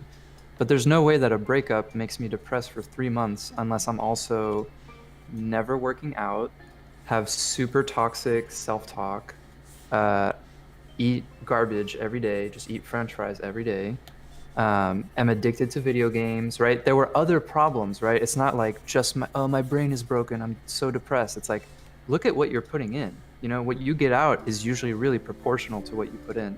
And so for me, the depression was a wake-up call. It was like, look at all these other things in your life that you are not doing right, that you're not doing well, that need your attention, that desperately need your attention, right? Because, like, as artists or as people, we will run ourselves into the ground. You'll just keep working and working and working and neglecting your diet, neglecting exercise, neglecting your relationships, neglecting discipline, because you're like, fuck it, I'll just keep going until I crash, right? And the depression is the crash. The depression is telling you, like, stop. You don't get to make art.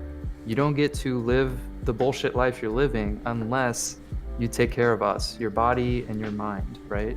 So for me, it's like, again, I don't want to speak for you, and people have very different experiences, and you could have legitimate, like, chemical imbalances or I don't know, right? I'm not a doctor, but what I have found in my personal experience is that most of the time the depression is usually linked to other things. It's telling you that other things are broken in your life. There's something that's out of balance. You're not in harmony with the universe and with yourself. And so I think if you take a look inside, you can usually identify a couple things that you can improve in your day-to-day life that will usually help alleviate some of your depression, right? For me, I work out every other day religiously because I know if I stop, I will get depressed and I will have back pain. Like, it's kind of one-to-one, right? Like, I don't have a choice. But it's like, cool. Now I know that I need to put in the work so that I'm in better balance. I'm in better health overall, right? Like, I think people sort of neglect health a lot in the art community, and you can only do that for so long before it catches up with you. So that would be my hot take on that. I'll leave it at that. Yeah, I think it's good. I agree. I agree with a lot of what you said. Yeah. look at your diet, as Victor is saying. Look at your life as a whole, holistic sort of thing. And I don't know. Again, I'm not a doctor either. So I can also only draw from the experiences I had, but for me, overthinking is definitely a thing, and I will just think things through like a million times, and it would just drag me deeper and deeper down because I just like find answers to why I can't do it or what about this, and I just end up in this like super far distant future, and that would make me depressed. But I do find doing, like, action is important. At least for me, was like, you need to do something about it. You know, you can't just think about it. Like, if it was like I wanted to do more art, you know, like more personal pieces, well, I have to sit down and start carving time to do so. And if I wanted to, you know, repair some of my relationships, I had to reach out to the people and you know, be sincere and talk. So, but that's hard. It's also hard to even just say that you have depression. Like, and I think that that's maybe even the first step is like acknowledging it. You Yeah, know, it is. like, Yeah, it's super important first step for sure. yeah, like, and even if 'Cause you, I was in denial. Like I didn't even realize until, you know, my girlfriend at the time, she was like, Vic, I think you're depressed. And she said it and I was like, "Pfft, yeah, right. And then like 10 seconds later, I was like, oh fuck, I think you're absolutely right. But it's like it's hidden from you almost, you know? yeah, but that's even like, even if you know that you're feeling depressed or something like that, that's when you can start to do something about it, because you're not, it's not hiding anymore. It's there. And you know, Totally. being vulnerable about it too can help. You know, just, you know, like, of course, you know, don't just like slur it out to strangers, but like, Yeah, right. you know, like if you have a friend or something, you can really talk with them about it, and that helps a lot. So Oh, one thing I do like to say when people talk about this stuff, um, is like a message of hope, which is that, again, this is just my experience, but when I was depressed, one of the things that I really truly believed was that there was no way out, that I would never feel better, right? That's part of what depression feels like, is you're like, oh, like this is forever and my brain is broken and I'll never be able to feel joy or happiness or love ever again, right? That's how you feel in the moment. What I can tell you is like that's not true. And it does get better, right? So you need to really know that and focus on that feeling in order to be able to get out, because the part of depression that's super heavy is like the hopelessness and the feeling like it's too late, like you've just broken your brain and nothing will ever feel good again. And until you believe that you can get past it, you're stuck. And so my advice to you is you can get past it. It's not going to be easy, it's not going to happen overnight, but it is possible. And I know that sounds silly, but that's also as important as it is to identify that you're depressed, it's also important to identify that you can get better and you can get through it. I'm an example of that, right? So hopefully Okay. that helps a little bit. that's a really good note to end on. Well said, Victor.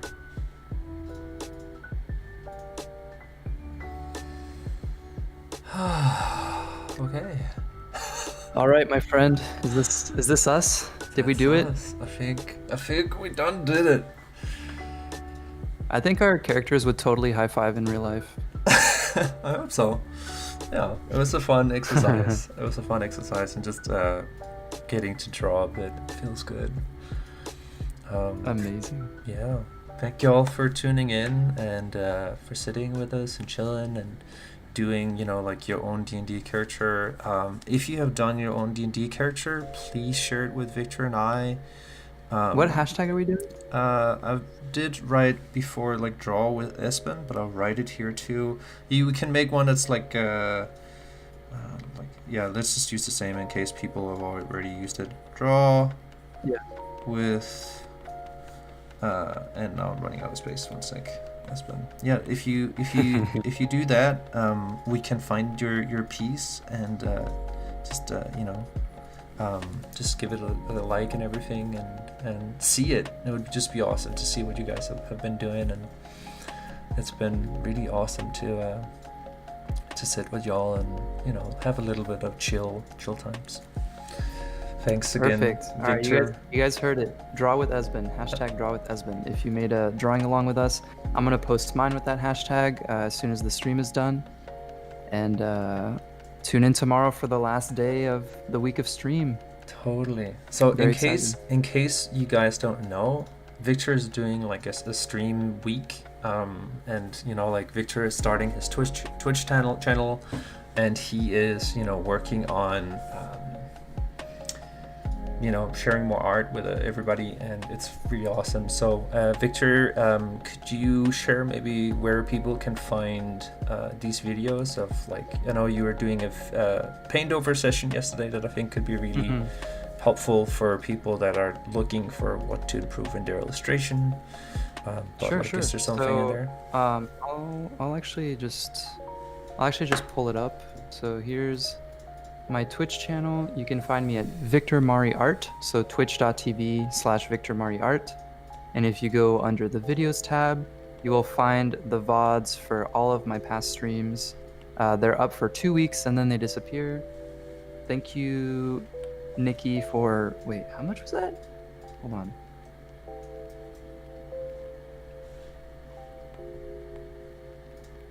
Wait. 10 gifted subs from Nikki. Oh my god. Pogs in the chat for Nikki. Thank you, Nikki. Ah! That's a good way to end. That's awesome. Holy shit. That's awesome. Yeah, so under the videos tab, Victor Maury Art, I tried to keep the name super simple so you guys can find it. We're in a hellhole of repeating screens here, but you guys got it. Hashtag drawing with Esben or draw with Esben? Just draw with Espen. Draw with Esben. Yeah, make sure to post so we can see them. Love you guys. Thank you, Nikki. See you guys tomorrow for the last day. And thank you so much to our guest Esben for joining us today, for all your insight and this beautiful elf barbarian. Thank you. It's super fun. Right on, brother. Well, I'm outie. Alrighty. Have a good one. See y'all.